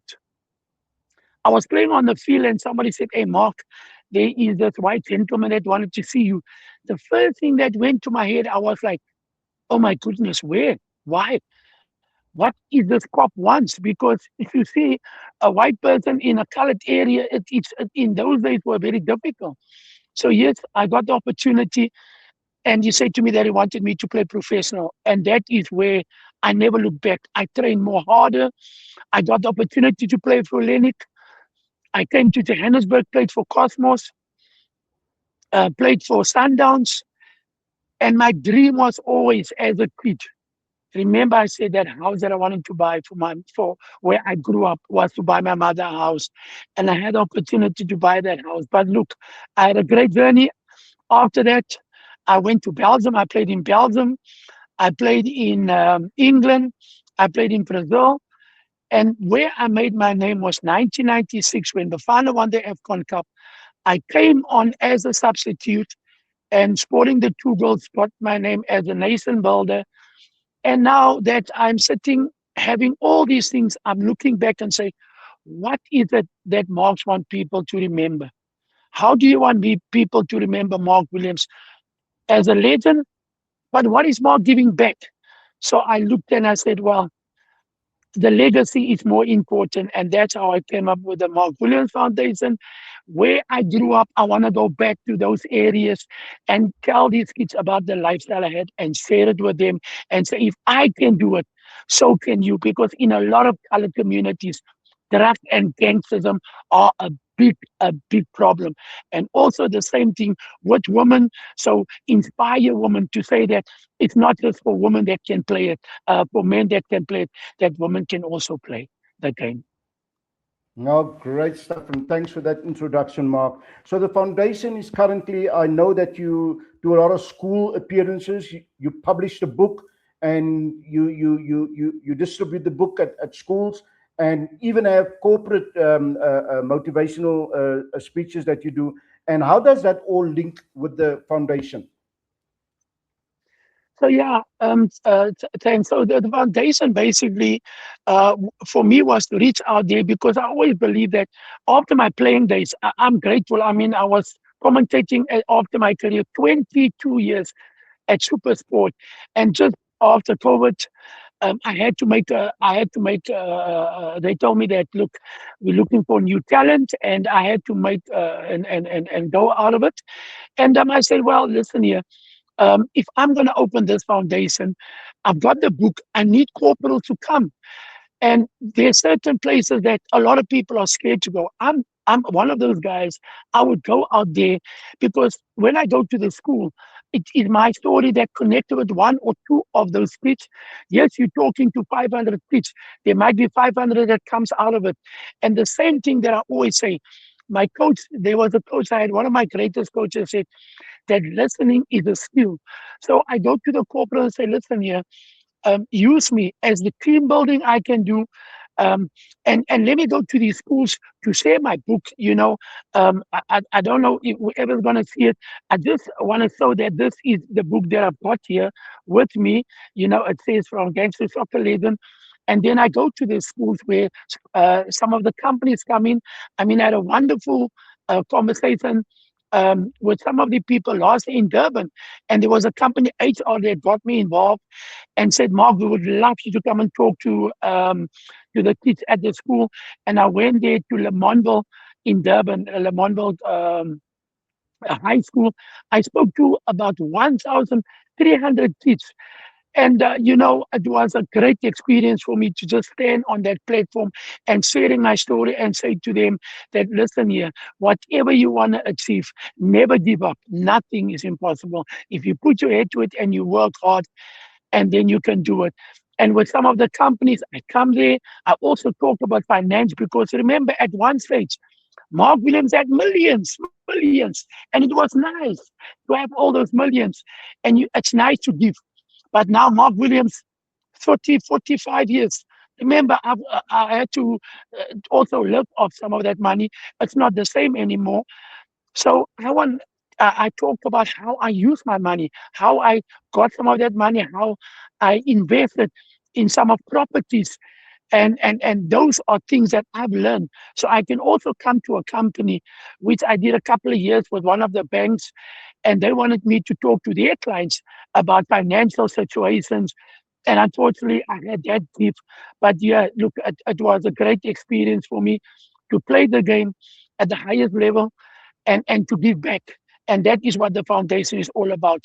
Going out there, I'm one of the kids that the relationship is more than the money for me at this age. But it's also that how does Mark live is to make sure that if he gives back, that he's also got something to work on. So this is what I'm basically doing. Yeah, thanks, Mark. So the story in the book to young people is all about the Mark Williams dream can become true. And as it is, you are planning a nationwide tour. It's also coincidentally the 30th anniversary of the Bafana Bafana winning the AFCON tournament in 1996, 11th of February. You always say you did not know what time you're going to come on during the game, right? But when it was all over, you knew that you were going to do something special that day. But now, talking about this tour, this Mark Williams Experience tour that you're planning, you kind of like mixing everything into one pot. The celebration of 30 years of that triumph in AFCON, talking to kids at schools about the Mark Williams dream that can come true, as well as talking to corporates and their staff and others to say, this is what I've learned from Financial Management 101. Just explain to us what is the idea behind this tour that you're doing in order to benefit the beneficiaries of the foundation, so to say. Okay, thank you for that. Yeah, so this year, you mentioned its 30th anniversary, 1996, when I was part of a wonderful team called Bafana Bafana. And, I had to believe that this was my day. I had a great president that believed, my mother flew from England just to come and watch that game. And I came on and I scored the 2 goals. So this year, 30th anniversary, we are celebrating 30 years of Bafana winning the AFCON Cup. So we talk about, so first of all, the 30 years on the end of the 27th of May, which is next month, I'm having a golf day where I'm bringing all my players together at Royal Johannesburg. And Super Sport, they are always so helpful to come on board and to support the initiative and to make sure that they support some of the legends. They are going to be there. And just to make sure that it is a golf day at Royal Johannesburg. And then we talk about, I said, what else is it that I want to do? Now, a lot of people haven't met the 96 people. And I said that what I want to do, I want to go around the provinces. So basically from Joburg, after the golf day, we're going to go to Durban. And then we're going to go to cinemas where we're going to meet, it's called the MW experience, where the legends will sit around the table. We have a cinema and we will just talk and talking about what happened in that day or that time when we were in that Bafana team. And we're going to go from Durban to PE, from PE to Cape Town to Bloemfontein, and from Bloemfontein back to Joburg. And that is basically the 30th celebration where I want to make sure I get all my players on board. And a lot of people haven't met some of the 1996 guys. And this is an opportunity, a platform where they can also now talk about what they're doing when we are there seeing these corporal. And we want these people to get involved to say, well, Mark, when you're here, what is it that we're going to do? We're also going to run clinics because soccer clinics is very important. We can't come to Durban and not go to the Kasi, to the rural areas and bus people in and run the clinics. We're not saying, listen here, the companies can come and say, what is it going to cost us to bring them in? I just want to say the knowledge that we had in that team. And it is the tears ago when we won the AFCON Cup. So Bafana is going to play in the World Cup. It's not AFCON Cup. It's not, people always ask me, what do you think? Are they going to win? They're not going to win the World Cup. We must be realistic, you know. But, you know, we must just be behind our teams, Bafana, and wish them everything of the best. But like I said, this whole year, till 2026 is finished, we are going to celebrate the 30th of Bafana winning the AFCON Cup. Thank you very much, Mark. And in my discussions with you, you're going to go to the major cities, possibly during the World Cup or after the World Cup. But you're also looking for partners because there's going to be local golf days as well in the different cities. And one of our next speakers, Ryan Kalk from Bowen Foundation, he's also big into golf and running. He's already saying, Mark, please share the golf details with me. I do have Mark's contact details. If anybody wants to have a chat with Mark, I will facilitate it. But more so, he's looking for partners for the foundation. You can go to the website, the Mark Williams Foundation.co.za, and you can find more information on the website itself. So, Ryan, I see that you are in the room. Would you like to join the studio? Thank you, Mark, for that exciting, interesting, and roller coaster background as to where you come from. I know I get paid to talk, but I know Mark is a true storyteller, and you should probably, Andra's not here of KFC. I'm not sure if she's still watching, but Mark is definitely one that can give lots more inspiration to those kids in the mini cricket program. Okay, so thanks for that, Mark, and we'll chat further, but you're welcome to stay in the room. Thank you. No, welcome. So I'm just going to remove Mark there and put my ugly face there. Ryan, we're supposed to take a break now. For what wisdom did we decide we're going to have a 15-minute break? I'm sure people would welcome it, but I think we have, in terms of the lineup, we have. Okay, let me play the video of Emil Smith because the interview I had with him. If you don't mind, let me just stop all the banners that are here. Okay, hide everything. So I'm running solo, people, so you just have to bear with me. Okay, that was a comment of Ryan. Thank you for that. I need just to do a few more things, people here. If you can just bear with me, which saying, actually, I want to take it off. I want to take that off here. There we go. And then give me a second. So let me suggest this. Let's have a 3-minute body break, and then I'll come back and I'll show you the video of Emil Smith, the acting MD of what is this place called? Royal Bafokeng Sports. Okay. So let's just do a 3-minute break there, if you don't mind, and I would load the video. I slipped my mind to do it earlier on.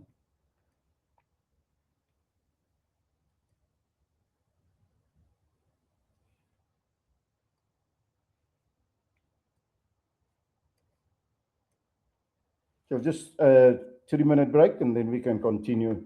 Wait for the video to load. Should be quick.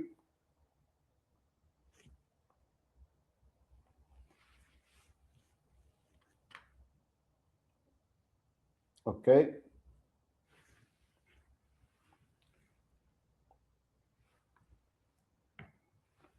For those who are still here, what will happen is that we will in any case edit this live stream into smaller portions.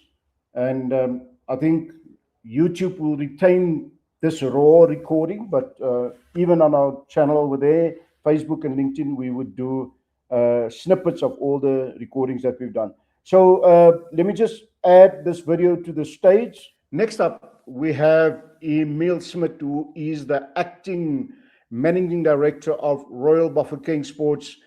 He's here to share more with us about their outlook on why we need to give back the theme of this forum, and especially to those who need support during the elementary stages of their development, or just those who are looking to participate for pure recreation and with no stress, no competition, and so it's an inclusive environment. Emil, welcome. Could you explain firstly what is it that your I almost don't want to call it a program, but let's call it a program. What does it do, and what are the core outcomes it is designed to achieve at the end of the day, especially having in mind the beneficiary profile? Welcome. Morning, Gerard, and thank you, and welcome. Yes, what RBS does. So Royal Bafokeng Sports is an entity of Royal Bafokeng Nation, which falls under Royal Bafokeng administration. And our core objective is to grow sport within a social dynamic, to increase wellness within the nation for our communities, and thirdly, to create commercial opportunities for the infrastructure that we've got. So from a social aspect, Royal Bafokeng Sports covers boys and girls sports from the age of 11 all the way up to 21. And we offer 4 sporting codes. It's netball, athletics, football, and basketball. And the reason we focus on those 4 sports is because there's gender parity within most of those sports, and they leverage the infrastructure that's currently available within our 31 primary schools and our 13 high schools. And what we're trying to do is multifaceted within that paradigm. So we try and offer school sports to all of those schools that I've just mentioned. We then try and do talent identification within that continuum to expose those kids that really have a passion and talent for sport. And then we provide a pipeline for them into provincial or national structures where they can compete and become successful. So that is from a social aspect. From our community engagement aspect is we sit with a demographic that is very young and very old. So we need to combine that just for general wellness, just to see what fitness and sport can contribute to the body and the mind of our community and our stakeholders. And then third of all, we've built all this infrastructure. We hosted England during the 2010 World Cup. We've got a 44-seater stadium that was also used for the World Cup and various other sporting events. We've got a new indoor facility that we've about to complete that's going to focus mostly on indoor sports like basketball and netball. And what we're trying to do is not just live in a vacuum, to open that facilities up to the national agenda so we can explore partnerships and obviously access for our people from a participation aspect, but also access to our people from a fan engagement aspect and experience perspective. So it's a whole broad and diverse outlook, but could you explain what Royal Bafokeng Sport aims to achieve as a core outcome, and in terms of that bouquet of services and targets that you have within the community, therefore? No, 100%. So our key outcome is from a social development aspect. So we understand that in our communities, we are dealing with social decay. We are dealing with kids that don't know what to do currently with their time. And I think too many times people focus on the high performance aspects of sport, where we're saying, what is our impact to the kid on the ground? Every kid should just participate. You know the story about idle hands, Gerard. Kids can't just be sitting around because we do not have the infrastructure, we do not have the human capacity available to deliver sport within our schools. And that is a strategic outcome for us, is keep these kids busy, show them what else is in life. And if they find a pathway within that from a participation or from a work perspective, I think that's a win for us. Second of all, again, we have got to be a contributor to the national agenda. So in us contributing to the national agenda is forming those partnerships. Do we form those partnerships with corporates? Do we form those partnerships with government? Do we form those partnerships with sports entities, agents out there? So that is a second objective for us. And then the third objective is that Africa cannot wait for someone else to come and save Africa. If we can provide a model for the continent to show that, guys, it's not easy to do it, but it can be done, and we are willing to take hands to create an asset of value on the continent to propel our people, our increase our economic status, increase our value on the world stage. Broadly put, thank you for that, Emil. So also, when the founders of Royal Bafokeng Sport came up with this initiative, what necessitated this thing, the creation of this initiative, and what were the gaps they were aiming to address within the region? So I think broadly speaking, from a founder's perspective and from the leadership perspective, we obviously within a royal household, we are led by the Kgosi. His vision is evident in everything that we do, and he creates those opportunities for us. So a big element that I think drove the creation of Royal Bafokeng Sports and where it is going now and where it's going in future is the fact that we predominantly focused within the mining sector for gaining economic activity, employment, for social aspects, and a multitude of other things. But the mining sector does come with a finite timeline, because once it becomes too more expensive to extract, obviously, that ore from under the ground, that cannot be the only industry of value within our communities. And I think the leadership then decided, how do we diversify our portfolio? How do we create other avenues for our people outside of the mining belt? And that's where sports and tourism, I think, plays a big role within the Northwest Province, but also within Rustenburg and Phokeng, where we are based. Yeah. And you mentioned the word partnership, and I'm a big fan of the word collaboration. What would your outlook be in terms of the region and the communities that you work with?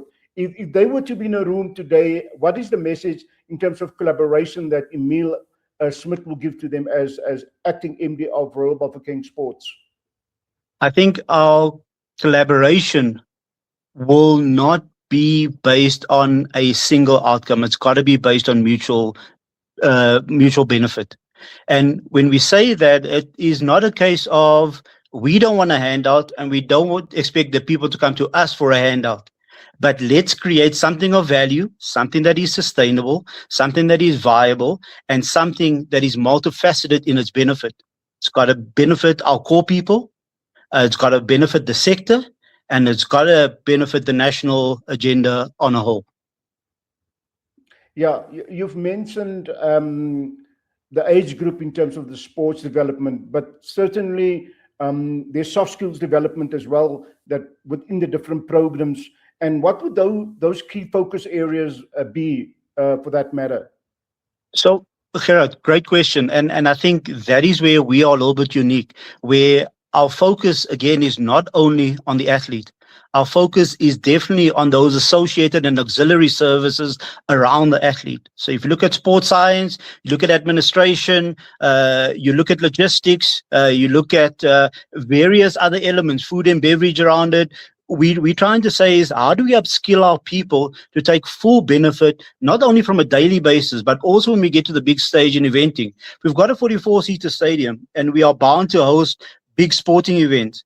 Then the economic impact has got to be broad and not just based on it's a night's experience and a third party is going to come in and reap the rewards of the infrastructure and the human capital that exists there. So while we spend a lot of time and effort on enabling opportunities for our youth and our athletes, we spend an equal amount of time on enabling our coaches, on upskilling teachers, on upskilling service providers, and on upskilling logistics and medical services within the region that we do operate.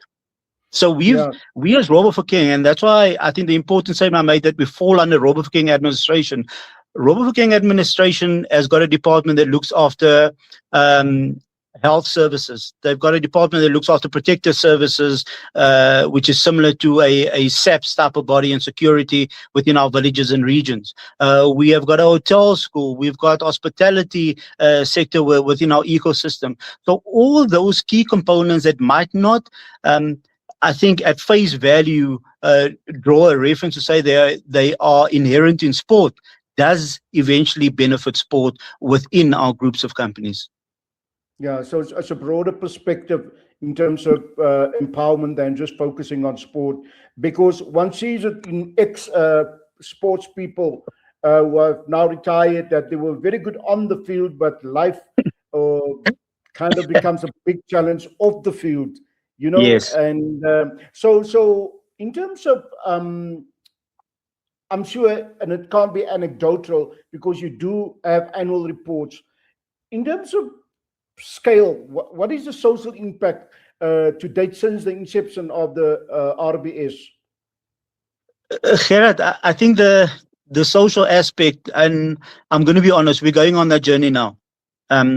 So we are trying to obviously accumulate data.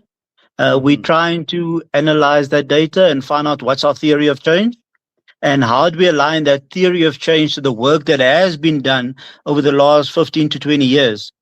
Because I think the problem in sport and why the theory of change, as well as the analytics when it comes to social impact and return on investment, is becoming so relevant now, is because we always looked at the return on investment either by how many players make it provincially or nationally, or how many of our kids are not currently involved in crime. And we are not, sport isn't the only contributor within that discussion. And I think it was, like you've mentioned anecdotally, it's very easy for me to say that our impact in football has been, let's say, to 25,000 people has been impacted by this. But we can't be that blasé to think that we are the only person that contributed to that impact. The teacher at the school contributed to that impact. The parent at home contributed to that impact. But I think there is value in trying to do the exercise and saying, what is our social impact and return investment from a sports investment perspective? So I don't have the answers right now. I can give you the fact that we've got these 31 primary schools and 13 high schools. I can tell you that roughly 4,000 kids are part of our Metsameko program. 271 teachers are currently part of that Metsameko program. We've sent an athlete to the Olympic Games for the last 4 renditions of the Olympic Games. But those aren't really critical factors when you look at the holistic benefit across our region. We'd rather quantify the holistic benefit and send that messaging out to people to say that this is our impact. We've got so many less teen pregnancies. We've got so many more matriculants that have gone on to university entry. We have got so many entrepreneurs that have come from a sporting background and are now making a living, not only for them, but also their nuclear families. And yes, we're a bit slow, but we will get there. No, great stuff. And thank for all the good work that you're doing up there, Emil. Unfortunately, we have come to the end of our conversation, and the length of the conversation is primarily driven by LinkedIn, because other than playing this out on the forum on Thursday, we will also post it on LinkedIn, and we limited by 15 minutes. But thanks for your input and for your thought leadership in terms of what you're doing with Royal Bafokeng Sport, Emil. It is very much appreciated. And until next time, we shall meet again. Thank you. No, Gerard, thank you very much. And I appreciate the SportXForum, and keep up the good work, and we'll look out for your growth. Thank you very much. Same to you then. Next time. Thank you.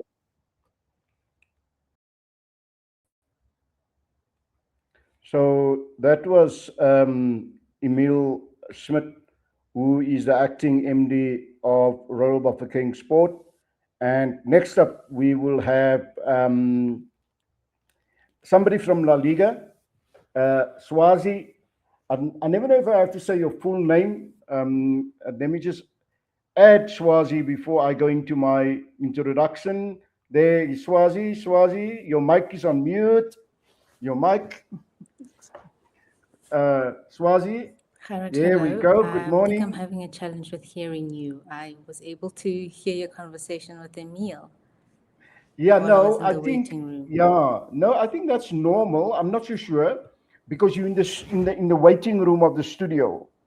Yeah, normally I send the LinkedIn link, the Facebook link, and what's the other thing? YouTube link, so that you can maybe watch it there. But I'm not sure if you can watch it in the studio while you're in the waiting room. Swazi, you still there? you went on mute and your picture disappeared. You're still in the studio, Swazi?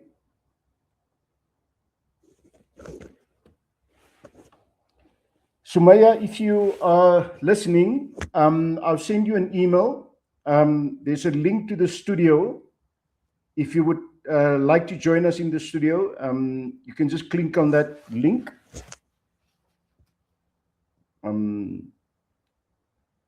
Okay, we're waiting to get Swazi back.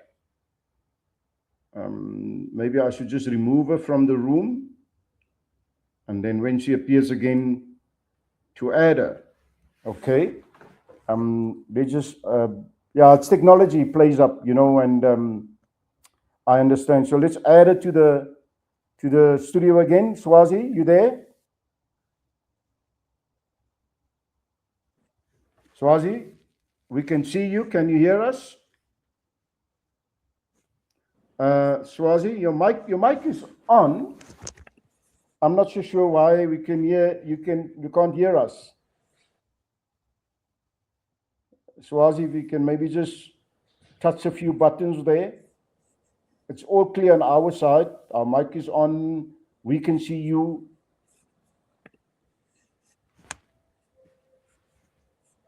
We need to go for sign language here. Swazi, I'm not so sure what's happening. Ryan, if you're online, you're welcome to enter the studio, as well as the invitation I've extended to Sumaya. Swazi, it seems like you can't hear us.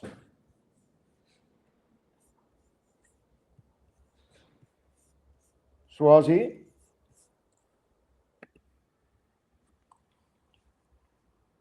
We had a conversation earlier on, isn't it? We could hear each other. Not so sure what's happening, people. Swazi? Yeah, I think, let me remove her. Hi, Gerard. There we go. I still What cannot happened? hear you at all. Yeah, we couldn't hear you, or you couldn't hear us for some reason. Swazi?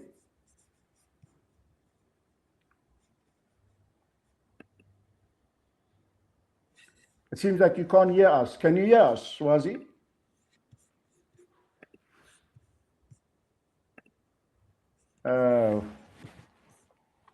This is technology for you, eh? Let's just be patient. We'll in any case edit the video later on. Not to worry. Swazi, can you hear us? Okay. I don't know what to do now. If I remove you and then your audio comes back, and then we could have had a conversation. Swazi? I'm not so sure. Swazi can't hear me. Okay, let me just add Mark to the stage. And Mark, can you hear me? Mark? Yeah, I can. You can hear me? Okay. Then it must be an audio problem on Swazi's side there. Mark, I'm going to remove you. Thank you. And Swazi, can you hear us? I'm not even sure if she can see me. Let me remove her again and just add it to the stage. Swazi, can you hear us now? Your mic is also on mute, Swazi. I can't unmute you. You must unmute. Your mic is not on. You're on mute. Swazi, there, your mic is on. Can you hear us? Oh, there she leaves some technical problem there. Sumaya, Ryan, are you in the room? If we can replace one of you in the interim, if we can replace Swazi with one of you in the interim. I know we agreed on the times that you would come on.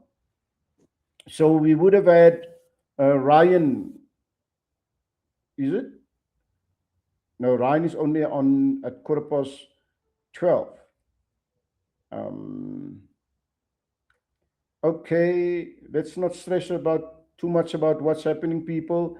If needs be, what I will do is I would then do the presentation. There's Ryan is back, Swazi is back. Let me just try Swazi. Swazi, can you hear us? Hello? Yeah, we can hear you. Can you hear Finally. us? Ah, Yes. what happened? Oh my goodness, yeah. You know, technology. So it's fun having it while it works, eh? I just had to be the one that experiences the challenge. Okay, no, great stuff. Swazi, let's not stress too much about these things. I mean, we don't get paid to stress.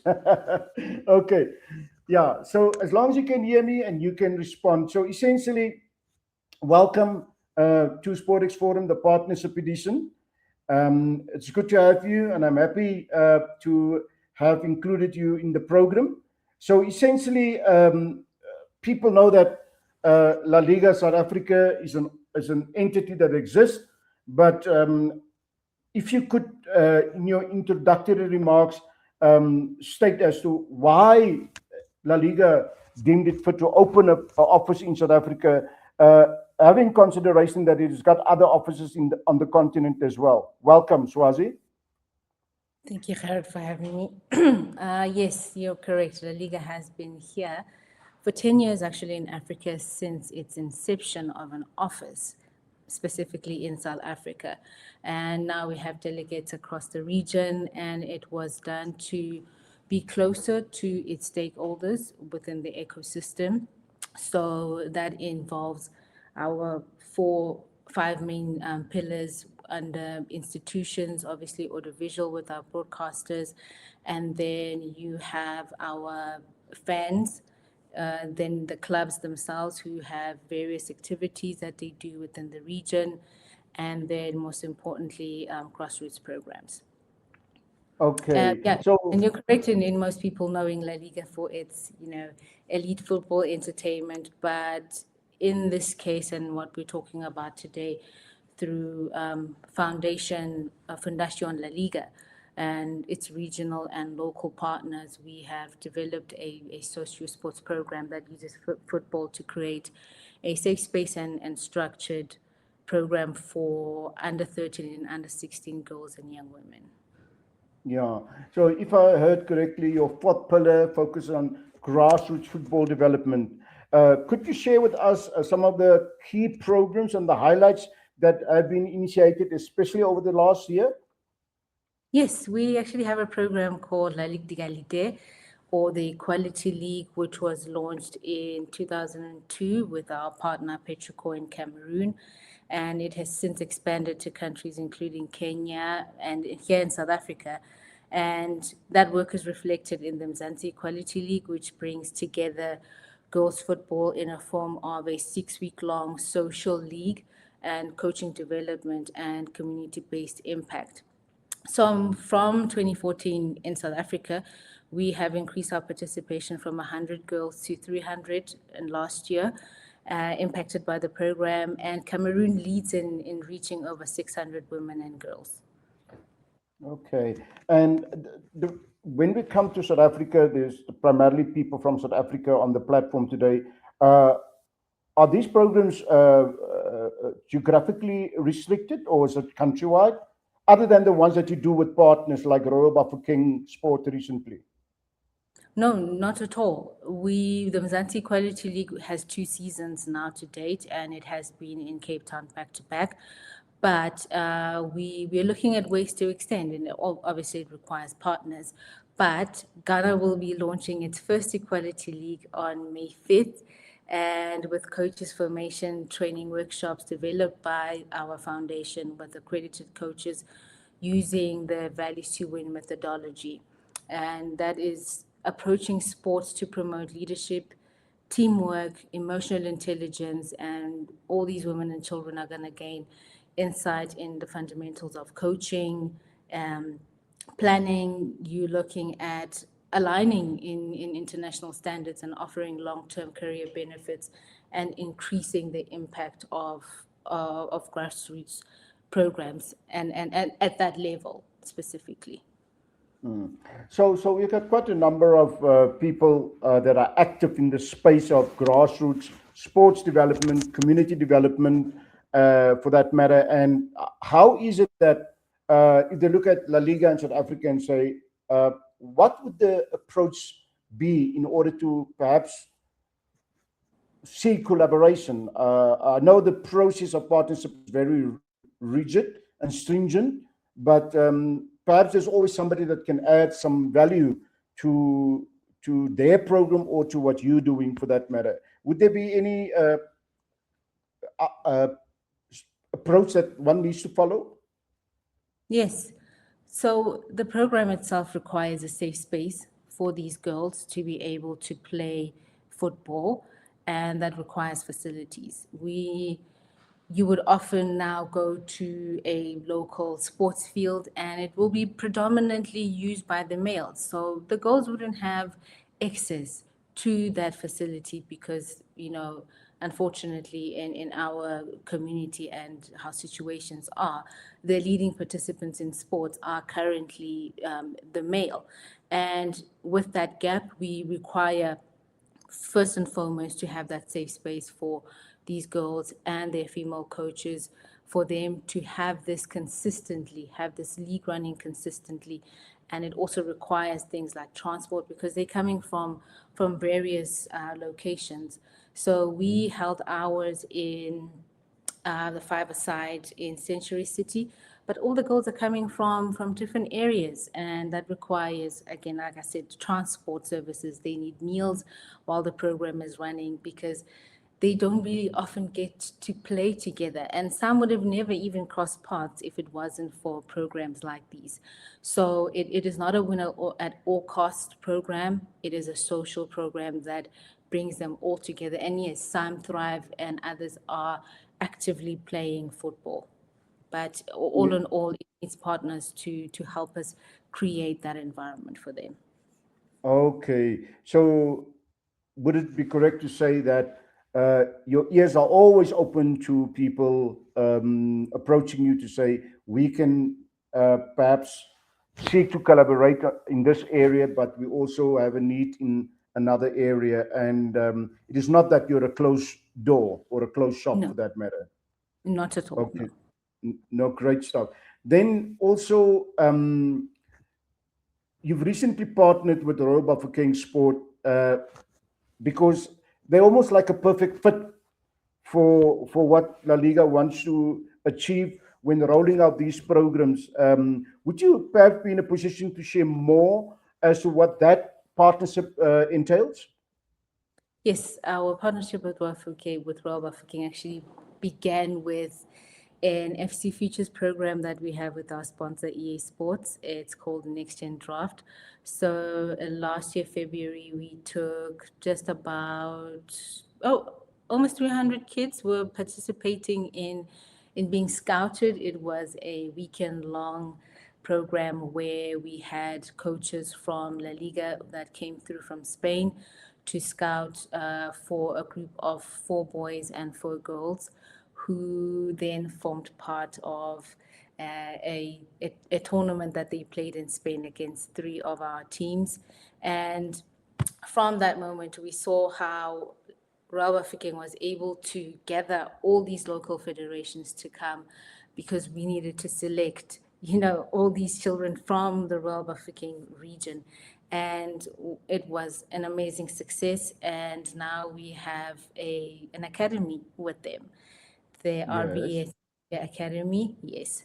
And it is currently structured to, the intake is mainly focused on the kids that they have in the existing academy that Royal Bafokeng has. And then as it progresses, we are going to expand into also including girls into the league. Yeah, no, great. Are there any others? I would reckon that's a big project.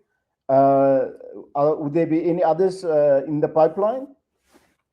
Well, when we talk about the FC Futures program, it is ongoing, and it's not only targeting South Africa. Just in early February, we selected another group of 4 boys and 4 girls from Nigeria that will be traveling to Spain just now, towards the end of May until June, for 10 days. And they're going to meet other kids from Morocco, there is China included.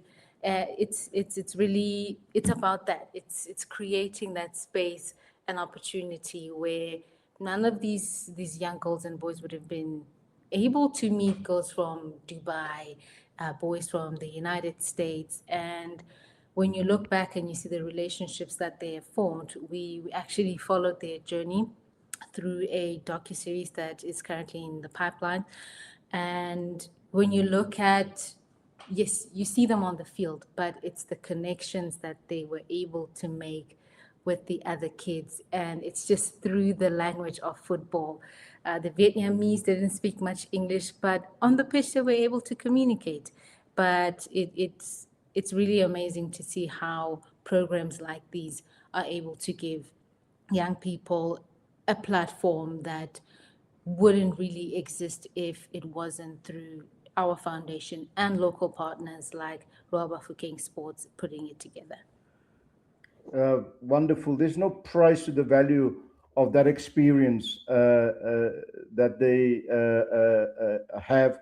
I remember 2007 when SoccerX first came to South Africa. We had a AstroTurf tournament on Nelson Mandela Square, and some of the teams came from Diepsloot, and it's just a mere 5 kilometers away from Sandton City. And the coach said to us, Gerrit, if you did not invite the team to Sandton City, these boys would never come here. Yes. 5 kilometers apart, and it's a world apart also for that matter. And I think that is the value of almost like the social impact that is brought about through these programs. And so does La Liga have outreach programs to organizations? Meaning to say, yeah, yes. Go ahead. Meaning to say, do they deliberately organize events where they share what it is that they do, other than the media?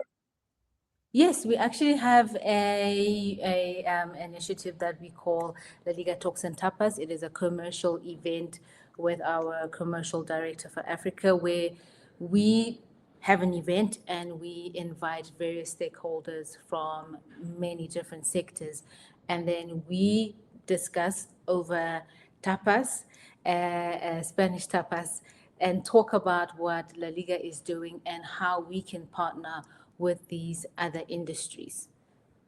So we've had two. Our first was in Johannesburg last year in April, and then we also recently had one in Nigeria just before we had the Next Gen Draft competition. So we also do that in tying it together with a program that we are running within that country. So with the Equality League launching in Ghana, ideally would have been amazing to have a Talks and Tapas in Ghana and invite the industry leaders within Ghana to say this is what's happening. Unfortunately, our commercial director had a bit of an accident and is unable to attend. But we had a Talks and Tapas scheduled for Ghana. So we can create this big ecosystem where if we have a program, we can tie it into what we're doing in Cameroon, and maybe, who knows, maybe our next gen draft could be in Ivory Coast because we have delegates there. Just as a reminder again, so how many offices are on the continent as we speak?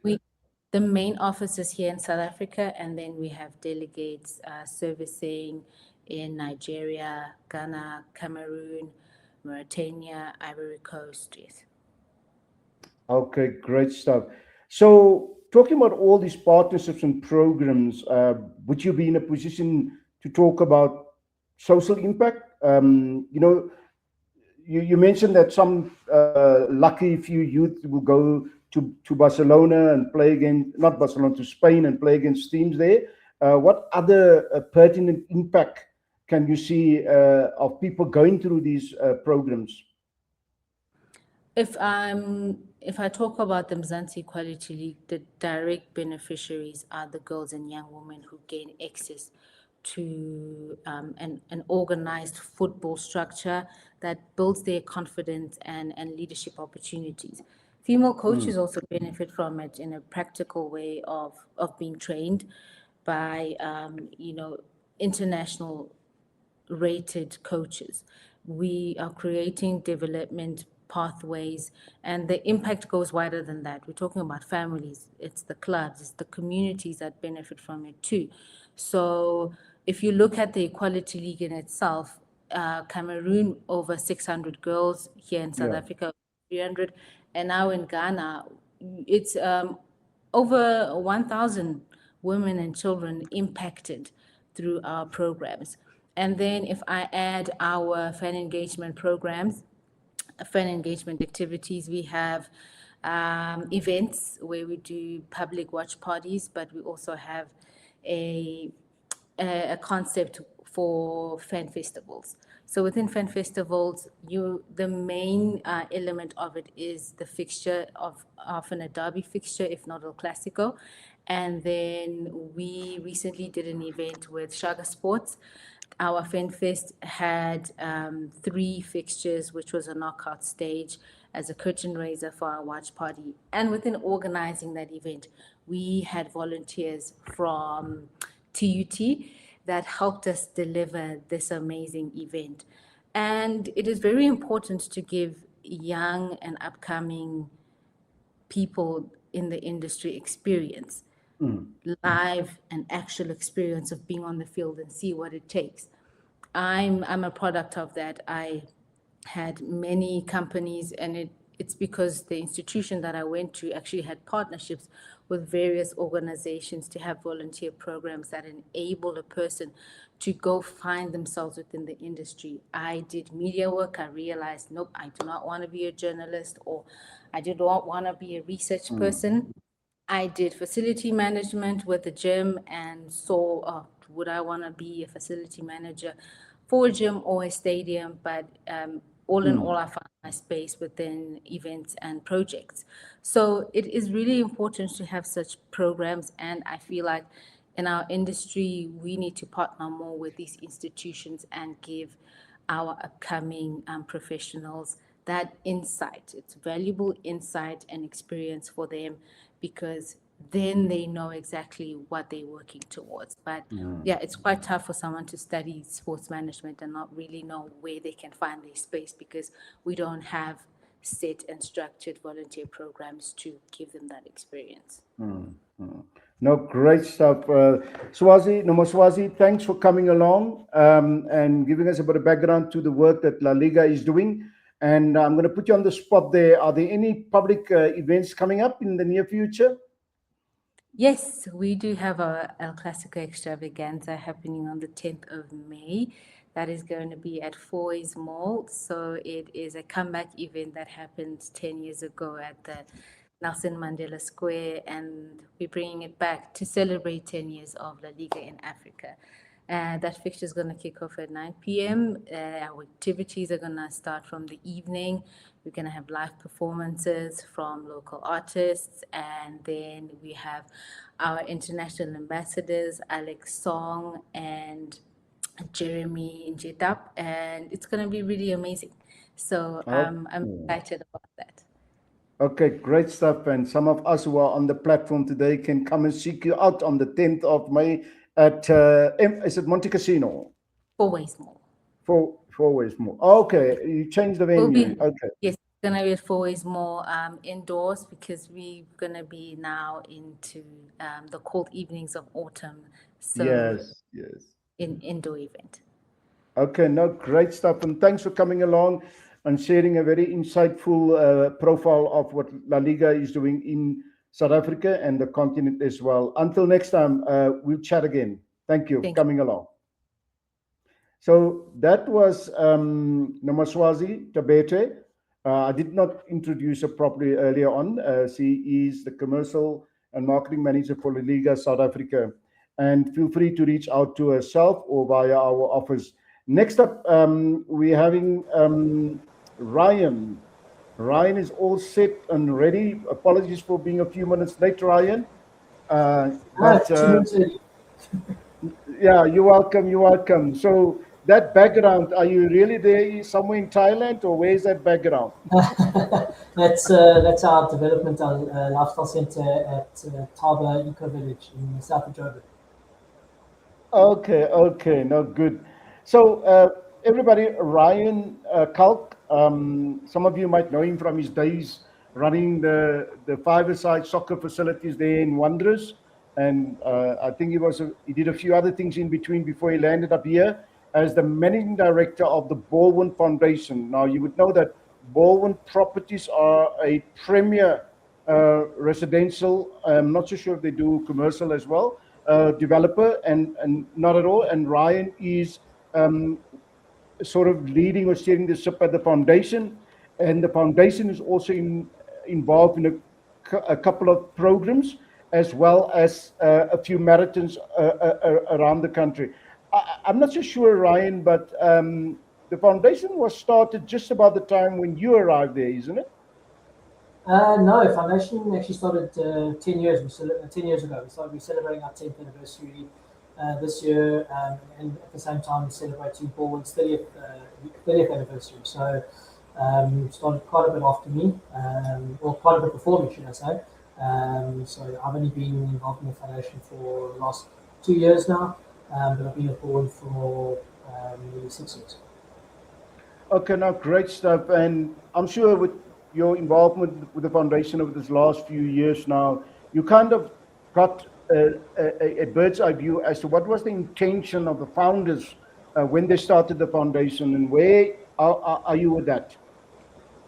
Yeah, so I mean, the foundation was actually started by our CEO, Steve Brooks, as his passion project of giving back to the community. He's still the chairman of our foundation and sits as chairman of our board.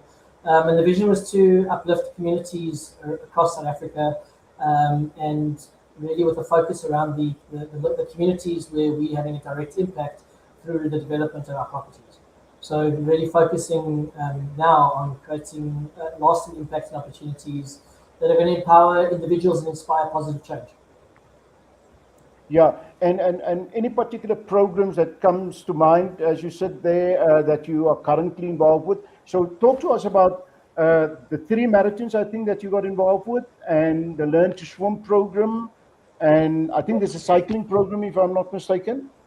Yeah, correct. So the Baldwin Foundation, we're actually focusing on 3 pillars: education and training, we've got sports development, and charity and outreach. So under the sports development side of things, we're really focusing on 6 sports. We started with focusing specifically on running, on cycling, on swimming, and on soccer. Reason being is those are the kind of facilities that when we develop, like in the background behind me, we build lifestyle centres and we build sports centres and facilities for our residents. We've also changed that model, and Taba in my background is our first external lifestyle centre. So giving the opportunity for the local community and residents as well. It is on a pay-to-play model. Our residents are all members of the facility, but the local community can also utilise it.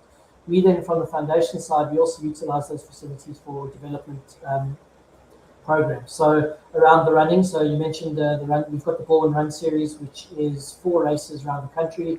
1 race in each region where we are developing, being the JP Marathon in Johannesburg with JP Athletics Club. We've got the Peninsula Marathon with the Celtics Athletics Club.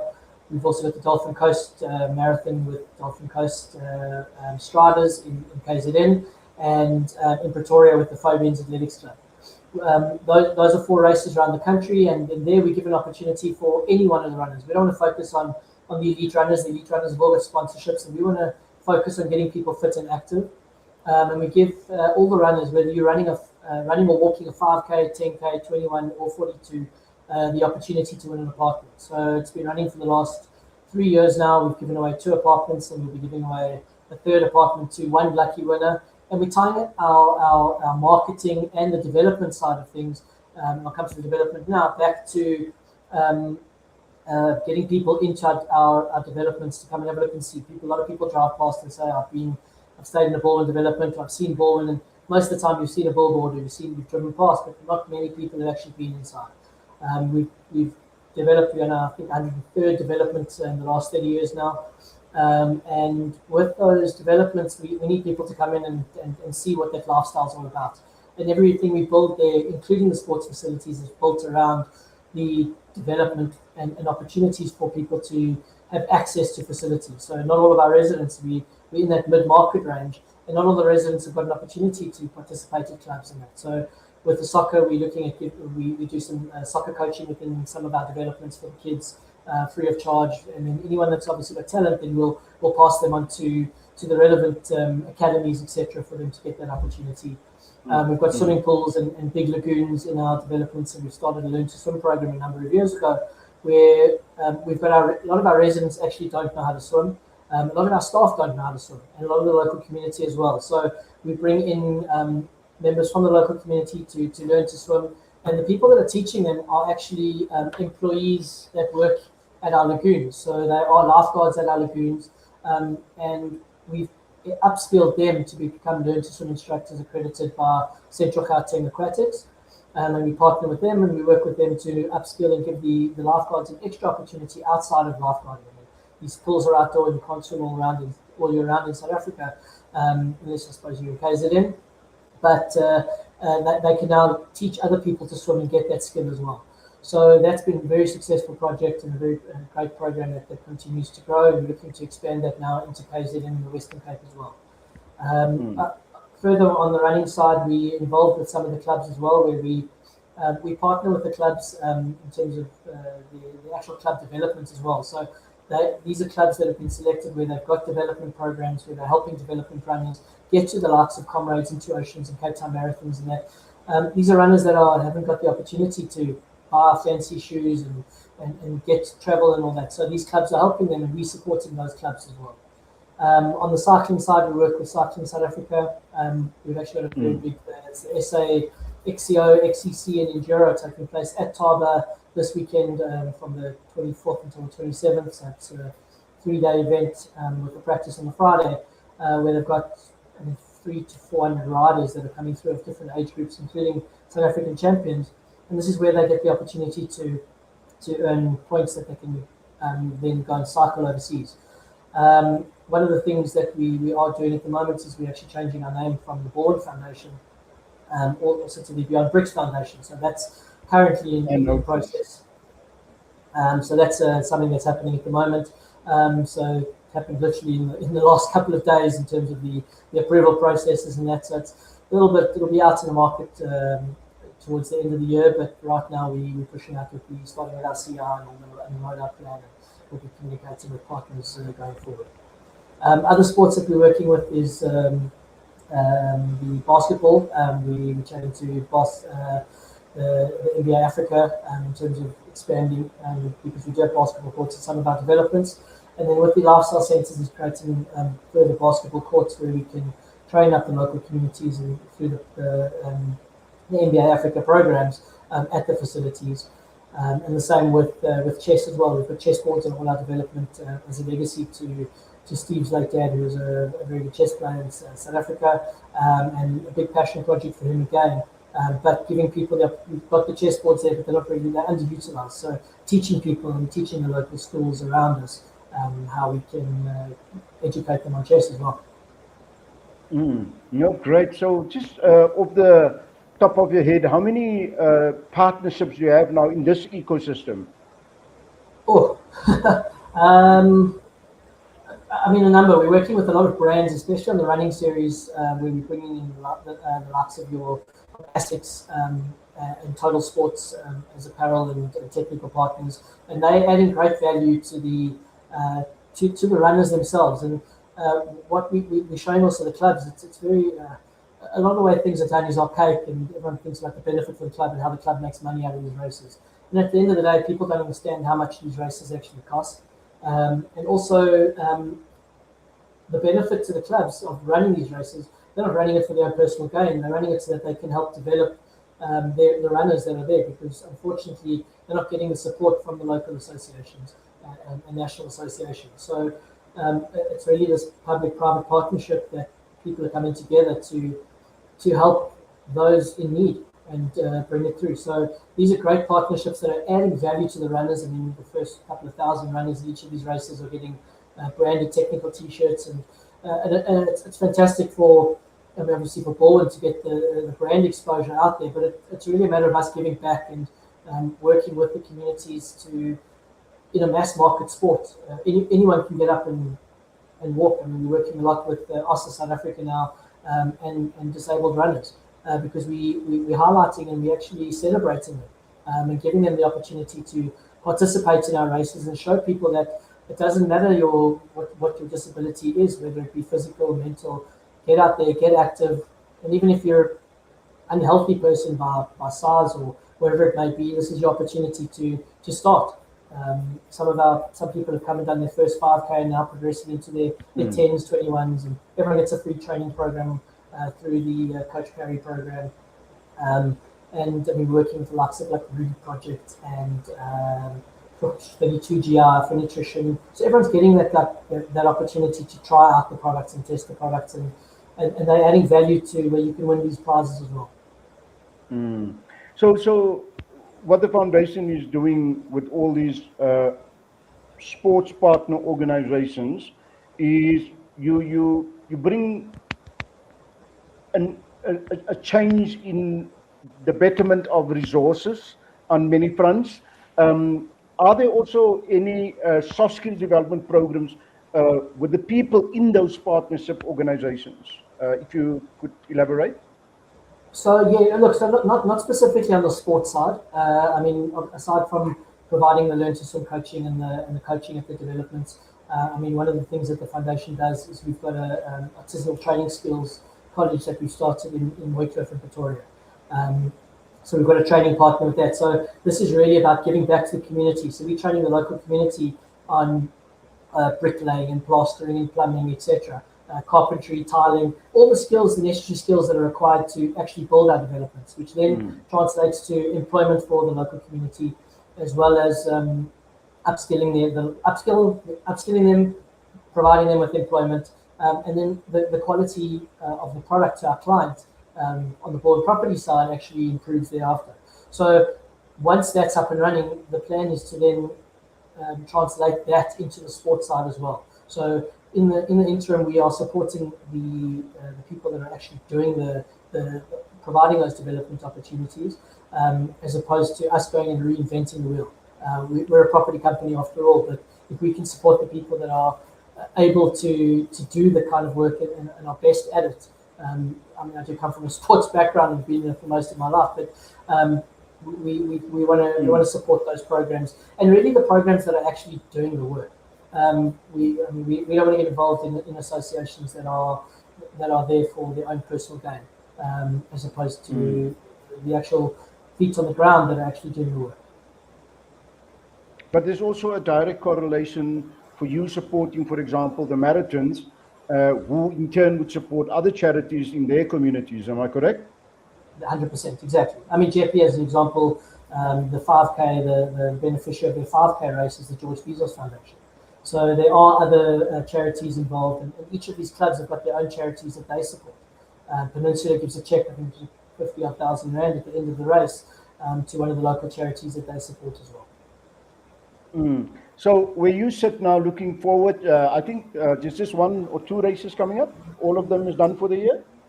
No, so we've got the, this weekend, a race that's actually outside of our series is the False Bay 50 and 10K, which is taking place in Cape Town, which I ran for the first time last year. And having run 2 Oceans in this race now, I can tell you about it's a much nicer route than the 2 Oceans route. You're running along the coastline in the likes of Royal Elson, Pringle Bay, Betty's Bay. You run from Claremont to Gordons Bay. It's a beautiful race. I mean, I'm sure when the wind blows, it's probably a tough, challenging route. But again, that race is in support of the Strand Athletic Club, which is another club that we support as well, and we are partners with in the Western Cape. And they support runner development specifically as well. So the gentleman that won the race last year was the first person to break the 3-hour time for that 50-kilometer race, and ended up being an elite at Comrades last year. So it's really great to be able to provide that support, and he went up and he got support because of what the club raised. The club's now doing a 10K because we're actually supporting the local community as well in Gordons Bay. So there's a 10-kilometer race that will take place. In the series, you've got the Jeppe race on the 20th of September. That's the last one in the series. And then anyone who's participated in the races and visits any one of our developments has got the opportunity to win that apartment, which we're giving away at the end of October. So yeah, I also know that is it with so it's one apartment that you give away for all the races. It's not every race gets its own apartment as a prize. Am I correct? Not yet. As much as people think we're a massive company, we also have limitations. But yes, it's one apartment across the 4 races. But you can enter from anywhere. If the finalists that are involved, and we announce the finalists with our radio partner 5FM, they come on board and they get very much involved in the helping to promote the races and getting people active and out there. But we announce the top. We take the top 20 that get selected, and then the top 5 get selected in studio live on 5FM. And then those 5, no matter where you are in the country, if you're outside of wherever the apartment is we're giving away, I'm not telling you just yet, but we fly those people up for the night to come and be part of that live giveaway. Okay, no, great. Just as a concluding remark, Ryan, thanks for coming along. Much appreciated. Any organization or foundation, academy that's listening in today, I know that a foundation or an academy, you zoom in on your focus, right? And that's what you believe you're good at. But I always talk about collaboration in an area where we could do with more support in what we do. Would your door be open to that kind of approaches? Yeah, definitely. I mean, look, what we've started doing, especially this year as well, is we've zoomed in on really stuff that's around our development. So the race series is obviously expanding beyond that, but we're getting people from all over around there to participate and get involved. But the clubs we're selecting and the people that we're working with Pedal for Good in Cape Town as an example. They're working with 2 schools that are promoting and teaching kids to cycle and using cycling as an avenue for mental wellness.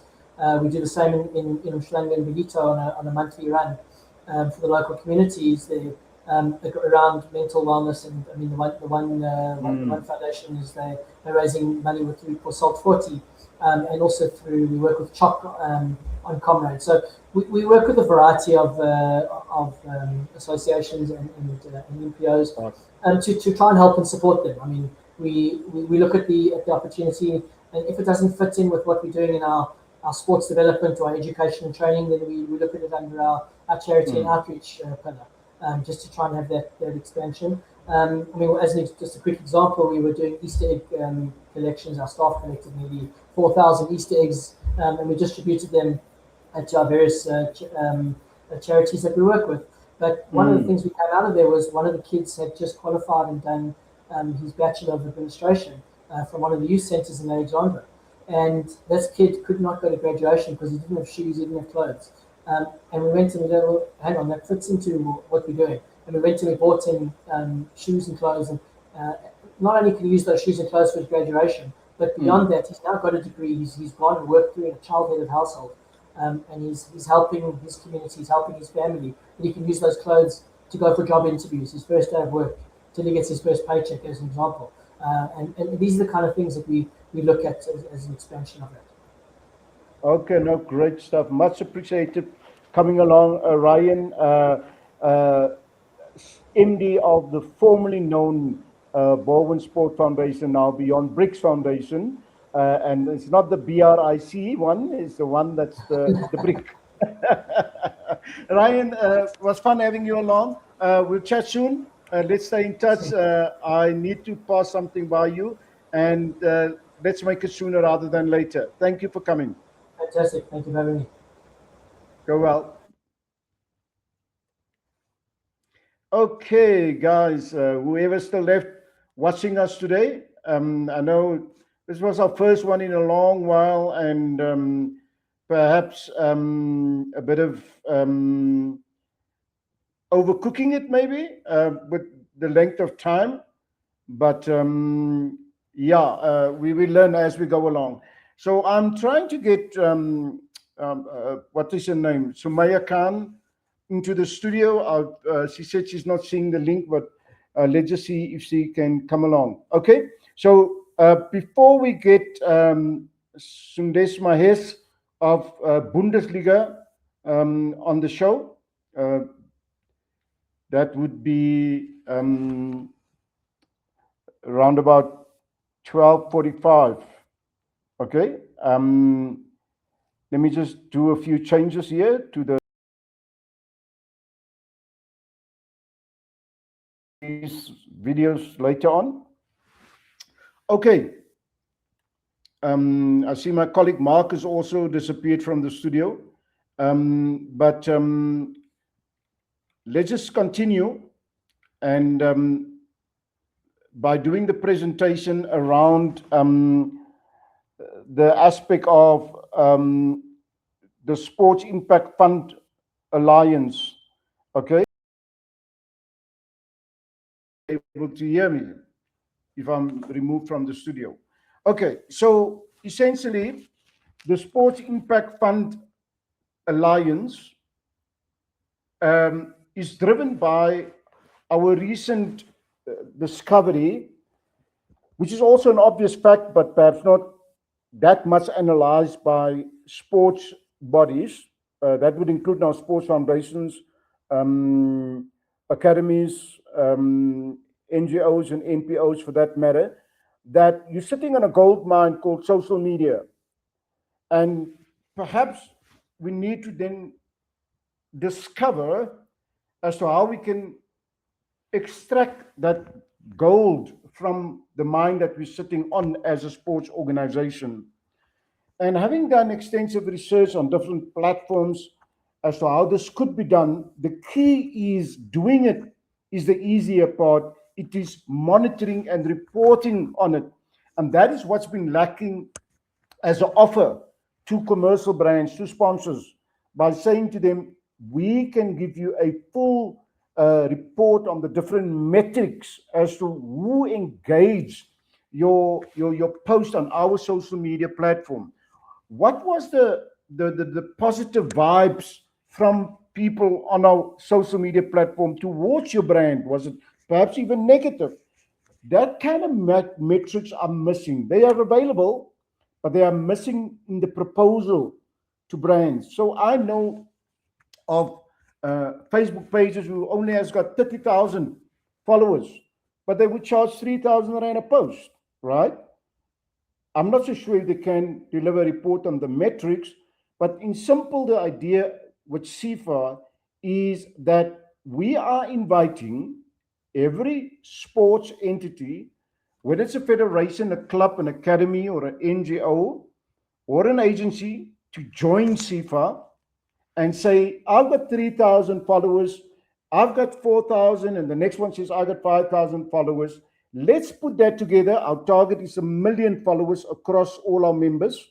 Let's put that together, and then the commercial brands like Baldwin, if we have 500,000 runners or just 1 million people collectively on all our social media combined, then brands would have difficulty to reject an approach from us to say, why don't you advertise and market directly to these people, and these are their profiles for that matter.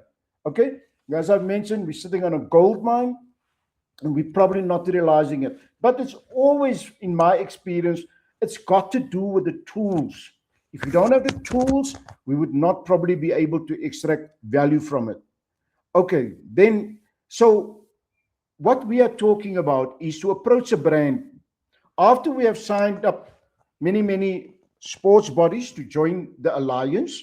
We will then approach a brand and say that let's do a social media sponsorship deal only, or let's do a social media competition only, okay, or let's just do a generic social media marketing campaign to the different platforms of our members. So that is the approach which will now be made to brands, because you are in a stronger pool. On your own, you're sitting with 30,000 and the brands are saying, but that's not enough for me. I know it's not about numbers anymore. It's about the profile as who you engage with. Even if that's 100 people, but brands don't look at it like that. It is about vanity metrics, and we can provide them with the vanity metrics. So essentially, how it will work is that you as a brand, you will sign up, right? at no cost, and most importantly, you may withdraw at any time. There's going to be no restrictions as to who may. Obviously, it would have to be clean. In terms of no sin products. I'm saying it has to be clean. Not we can advertise alcohol if that's accepted by the members, but you have to be a clean entity for that matter. And we'll do a bit of a due diligence. Okay, I just used clean for the lack of a better word. Okay, so you will join the alliance. Our company's got the tools to manage the entire process. We will go out to the brands that resonate with your profile of your members. We would then publish the campaigns and send you the campaign to post it 3 times or 7 times for that month on your social media platform. We would monitor that. You won't have to send us a report. We would monitor that with our tools that we have, and then we will distribute the funds according to the agreed rates. Now, let's just say we have 1 million followers in a year's time combined, and we say for every 10,000, we pay 100 Rand collectively. So if you have 100,000 followers, just as an example, you would then receive 100 Rand per 10,000, whatever the case may be. That amount would be agreed upon. We know how many people are following you because it's part of the tool that we are engaging. We know more about your social media account than you yourself would know, unless you also have the same tool that we have. I recently compiled a tool for a professional sports football club in South Africa, and the metrics that we gave them were on 60 different profiles. And that's the kind of extent that we are talking about with this tool. So as mentioned, we will track and engage the metrics, and then we will provide a report to the brand showing how many people saw the campaign on your Facebook or Instagram or YouTube or TikTok, whichever we're going to use. We favor Facebook because it gives us more metrics than any other platform. But we will be able to show the brand as to how many people are following you, how many people engaged, liked, loved, shared, and even had positive or negative comments regarding their campaign. We will give all of that to them. Unfortunately, that will not be made available to you as the account holder because it costs money to do that. Okay? So the key thing that we will be selling to sponsors is first-party data. When your followers signed up to your page, they agreed to receive certain things from Facebook. Not necessarily from you, but from Facebook as an example. Okay? Now we will be able to collect first-party data from those people who are engaging the post of the brand, right, with your help. And then we would share that because there was permission given with the brand, and the brand can do then direct campaigns, marketing campaigns to these followers that were found on your Facebook account. Okay, so the whole idea is, what is the benefit? Essentially, you would be making money, 1,000 Rand, 5,000, 10,000 Rand, which were not coming your way in any case. By just getting your social media administrator to post the campaign, we will share the campaign with you. For the month, you may be making a couple of thousand, which nobody was planning to give to you in any case. Okay, so that is the value that the sports body will receive. The value that will be received by the brand is actual engagement. It's not about we wonder how many people saw the campaign. We can tell them how many people viewed, how many impressions, how many people engaged. We can actually tell them real stuff, real data. There's no speculation involved when it comes to social media metrics. Look, if you have a Facebook account, it will give you maybe 4 or 5 metrics of the performance of your account over the last month. We have access to 500 metrics across all social media platforms. That just gives you an idea to the extent and how deep we can go with reporting to the brand that has ran a campaign on your social media. Okay, so essentially what we're saying to sports bodies, the brands comes afterwards. If you want to join an alliance like this, there's no cost to it, and you are at liberty to withdraw from it at any time. We'll have a simple one-page agreement that will encapsulate all the rights and obligations, but we will not force people to, to get tied to something which they do not want for that matter. Okay, so now I need to then move on. Unfortunately, there's no two-way communication between ourselves other than this thing about you having the ability to comment. So I can load Sumaya's comment there, and we can have a look at it in terms of what she's saying. Okay, integration. The missing link in grassroots sport. One of our biggest challenges is not the absence of programs, but the lack of integration between them. You can highlight disconnected school, club, and provincial systems. They are fragmented in terms of their funding streams, and duplication, a big sin in some areas, creates the gaps that could have been filled otherwise. Sumaya, I'm not so sure if you received the link. I would love you to come into the studio and say a few words. Sumaya,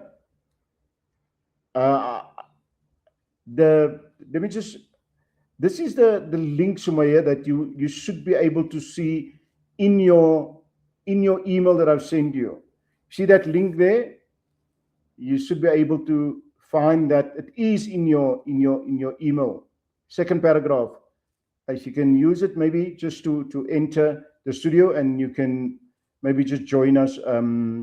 So use that to enter the studio, that full link.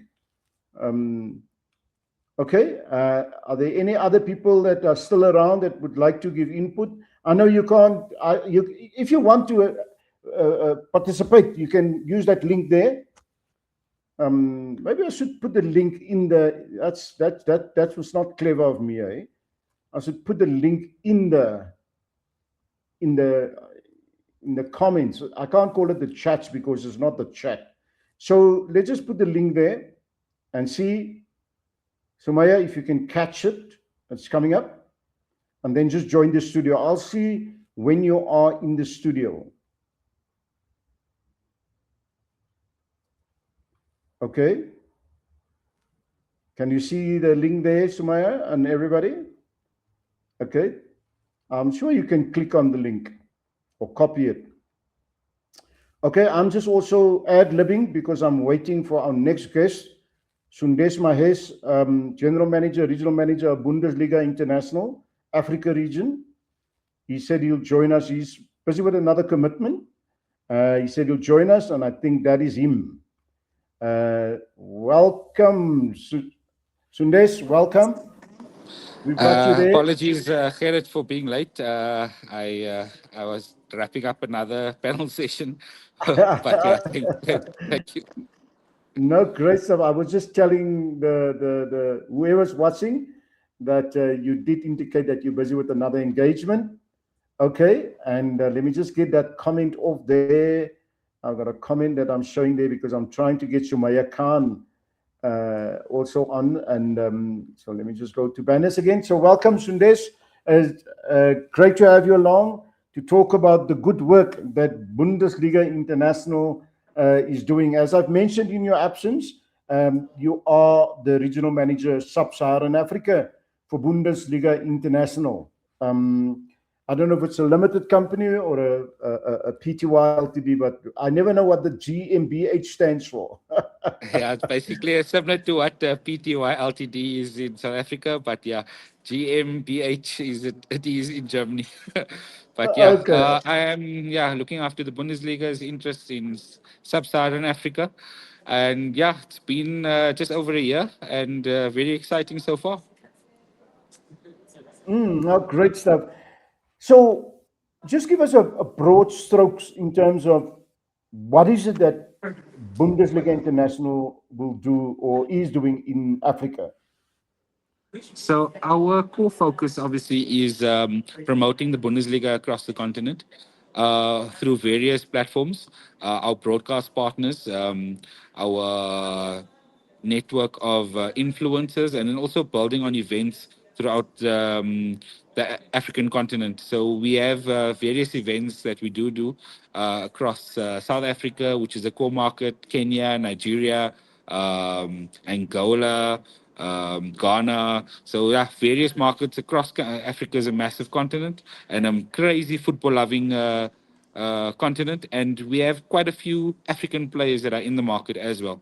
So our key role is just to promote the game, promote the Bundesliga as a league itself, and yeah, creating some, bringing more hope to Africans, and also having a pathway for development to the Bundesliga. So we have quite a lot of Africans that are shining in the Bundesliga. We have Red Bull Leipzig, which is coming to South Africa soon, and their star player is Diomande, who's from Ivory Coast. And we've also had quite a few Africans or South Africans that have played in the Bundesliga and use the Bundesliga to amplify their career. So if you look at Steven Pienaar, he played for Borussia Dortmund. We had quite a few players playing for Amina Bielefeld in their early age, Delron Buckley, Sibusiso Zuma, Siyabonga Nkosi, Rowan Fernandez. And those are players that have become stars in various other leagues around the world. We have a young guy at Imi Ocon, who's just made it into the Bafana team. Hopefully, he makes the World Cup team, and he's playing at Hannover 96, which is on the verge of getting promoted to the Bundesliga 1. Weren't they in the Bundesliga a year or two ago itself? Yeah, but he only joined them last season. Okay. Not great stuff, but also I know on top of the commercial amplification and strategies of Bundesliga in Africa, you do have grassroots development programs, and I'm sure the Leipzig store would include an element of that as well. Yeah, so obviously for us as the Bundesliga, we facilitate quite a few grassroots programs across the continent, but we also give the clubs the opportunity, because our job as the Bundesliga is to facilitate what clubs' involvement are on the ground. And around the continent, we have quite a few grassroots programs. So currently happening in Cape Town as we speak, Mainz 05 is running a coaching development course for coaches in Cape Town.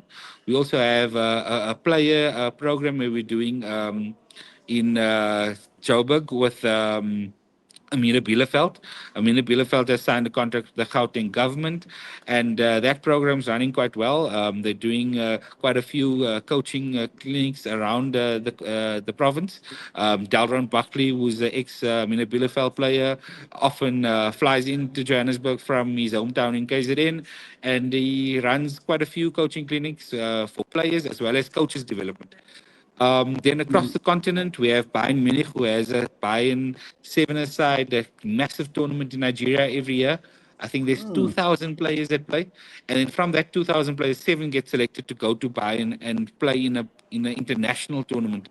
And I think from that tournament, in the past, there's been 2 or 3 players that have been scouted to play in the Bundesliga. In Ghana, Borussia Dortmund has just launched their academy. Just started last month, so in the teething phase. But yeah, grassroots development programs are key for us. We're also looking at something for the first time in South Africa. We're looking at something called the Bundesliga Dream, where you take a team or a club of 20 players with their coaching staff, and they spend a week with a Bundesliga team. That hasn't happened before in Africa. It's happened in Asia, and it's very successful. And we're looking at doing the same thing in Africa this year. So keep your eyes posted on the media, because we are launching it soon. I don't want to let too much details out, but yeah, going to be launched soon. Yeah. So how does partnership takes place? With organizations, we had a number of foundations and academies, even the Boulderstone Sports Institute this morning. How does partnership happen, Sundesh? Partnerships with us as a Bundesliga. So we have international partnerships team, which is called our COPA team, our commercial and partnerships team based in Germany. But local partnerships we can discuss across various platforms. So we currently, as Bundesliga's Africa team, we have broadcast partnerships with SABC Sport. We also have a direct-to-consumer partnership with Vodacom, where our Bundesliga pass is sitting, where you as a consumer of Vodacom can watch Bundesliga live every week. So those are commercial partnerships that we have created on the continent so far. But when it comes to like grassroots level and commercial partnerships, we basically use our club network for those partnerships. So if you look at Leipzig coming to South Africa, they have their own partnership, which is Red Bull. And Red Bull is basically giving all the funding for all their development programs that they will be hosting in South Africa during their tour. Okay, okay. So that is the process that unfolds around partnership. Okay, any Yeah. exciting development programs, initiatives coming up that we could alert people about? So I think one of the biggest things is with Leipzig. Obviously, one of the they're going to be a Champions League team. Hopefully, if they get into that top four spot, and they're going to be coming and doing quite a lot of development stuff in South Africa for while they on tour. They're going to be having open coaching clinics. They're going to be having Mm-hmm. open training session where coaches can learn from their coaches, and yeah, Ah, that's just on the top of my head. But yeah, we do have a plan for Africa. yeah, we've lost. We're not just here to come and take over for 1 or 2 days, but we're here to leave a legacy. We've Mm, partnered in the past with Amandla Safe Hub, which is has yes. 6 sites across the country, and they do a great program where they teach kids a lot of responsibility in the townships. And we've partnered with them, Mm, and we're going to be doing quite a lot of development stuff mm, at their facilities. If you know the Amandla Safe Hub program, yes, they yes. have I think 6 facilities around the country, but it's Mm-hmm. very dynamic where they have artificial turfs. They have Mm-hmm. safe spaces for kids to play football, and that's I think important for us, where we can use those platforms to grow the game, grow the brand of the Bundesliga, but most importantly, keep the kids active and in sport. Mm, No, great. They're doing great work with the at the 6 facilities across the country, and I've visited a few already. And it is one of those interventions where you can see real impact.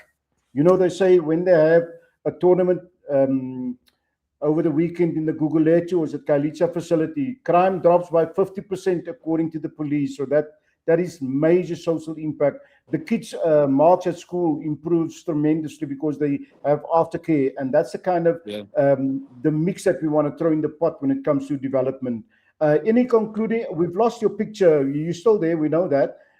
Any Yeah. concluding remarks in terms of developmental statements that you want to share with us with regards to impact and beneficiary engagement and the like?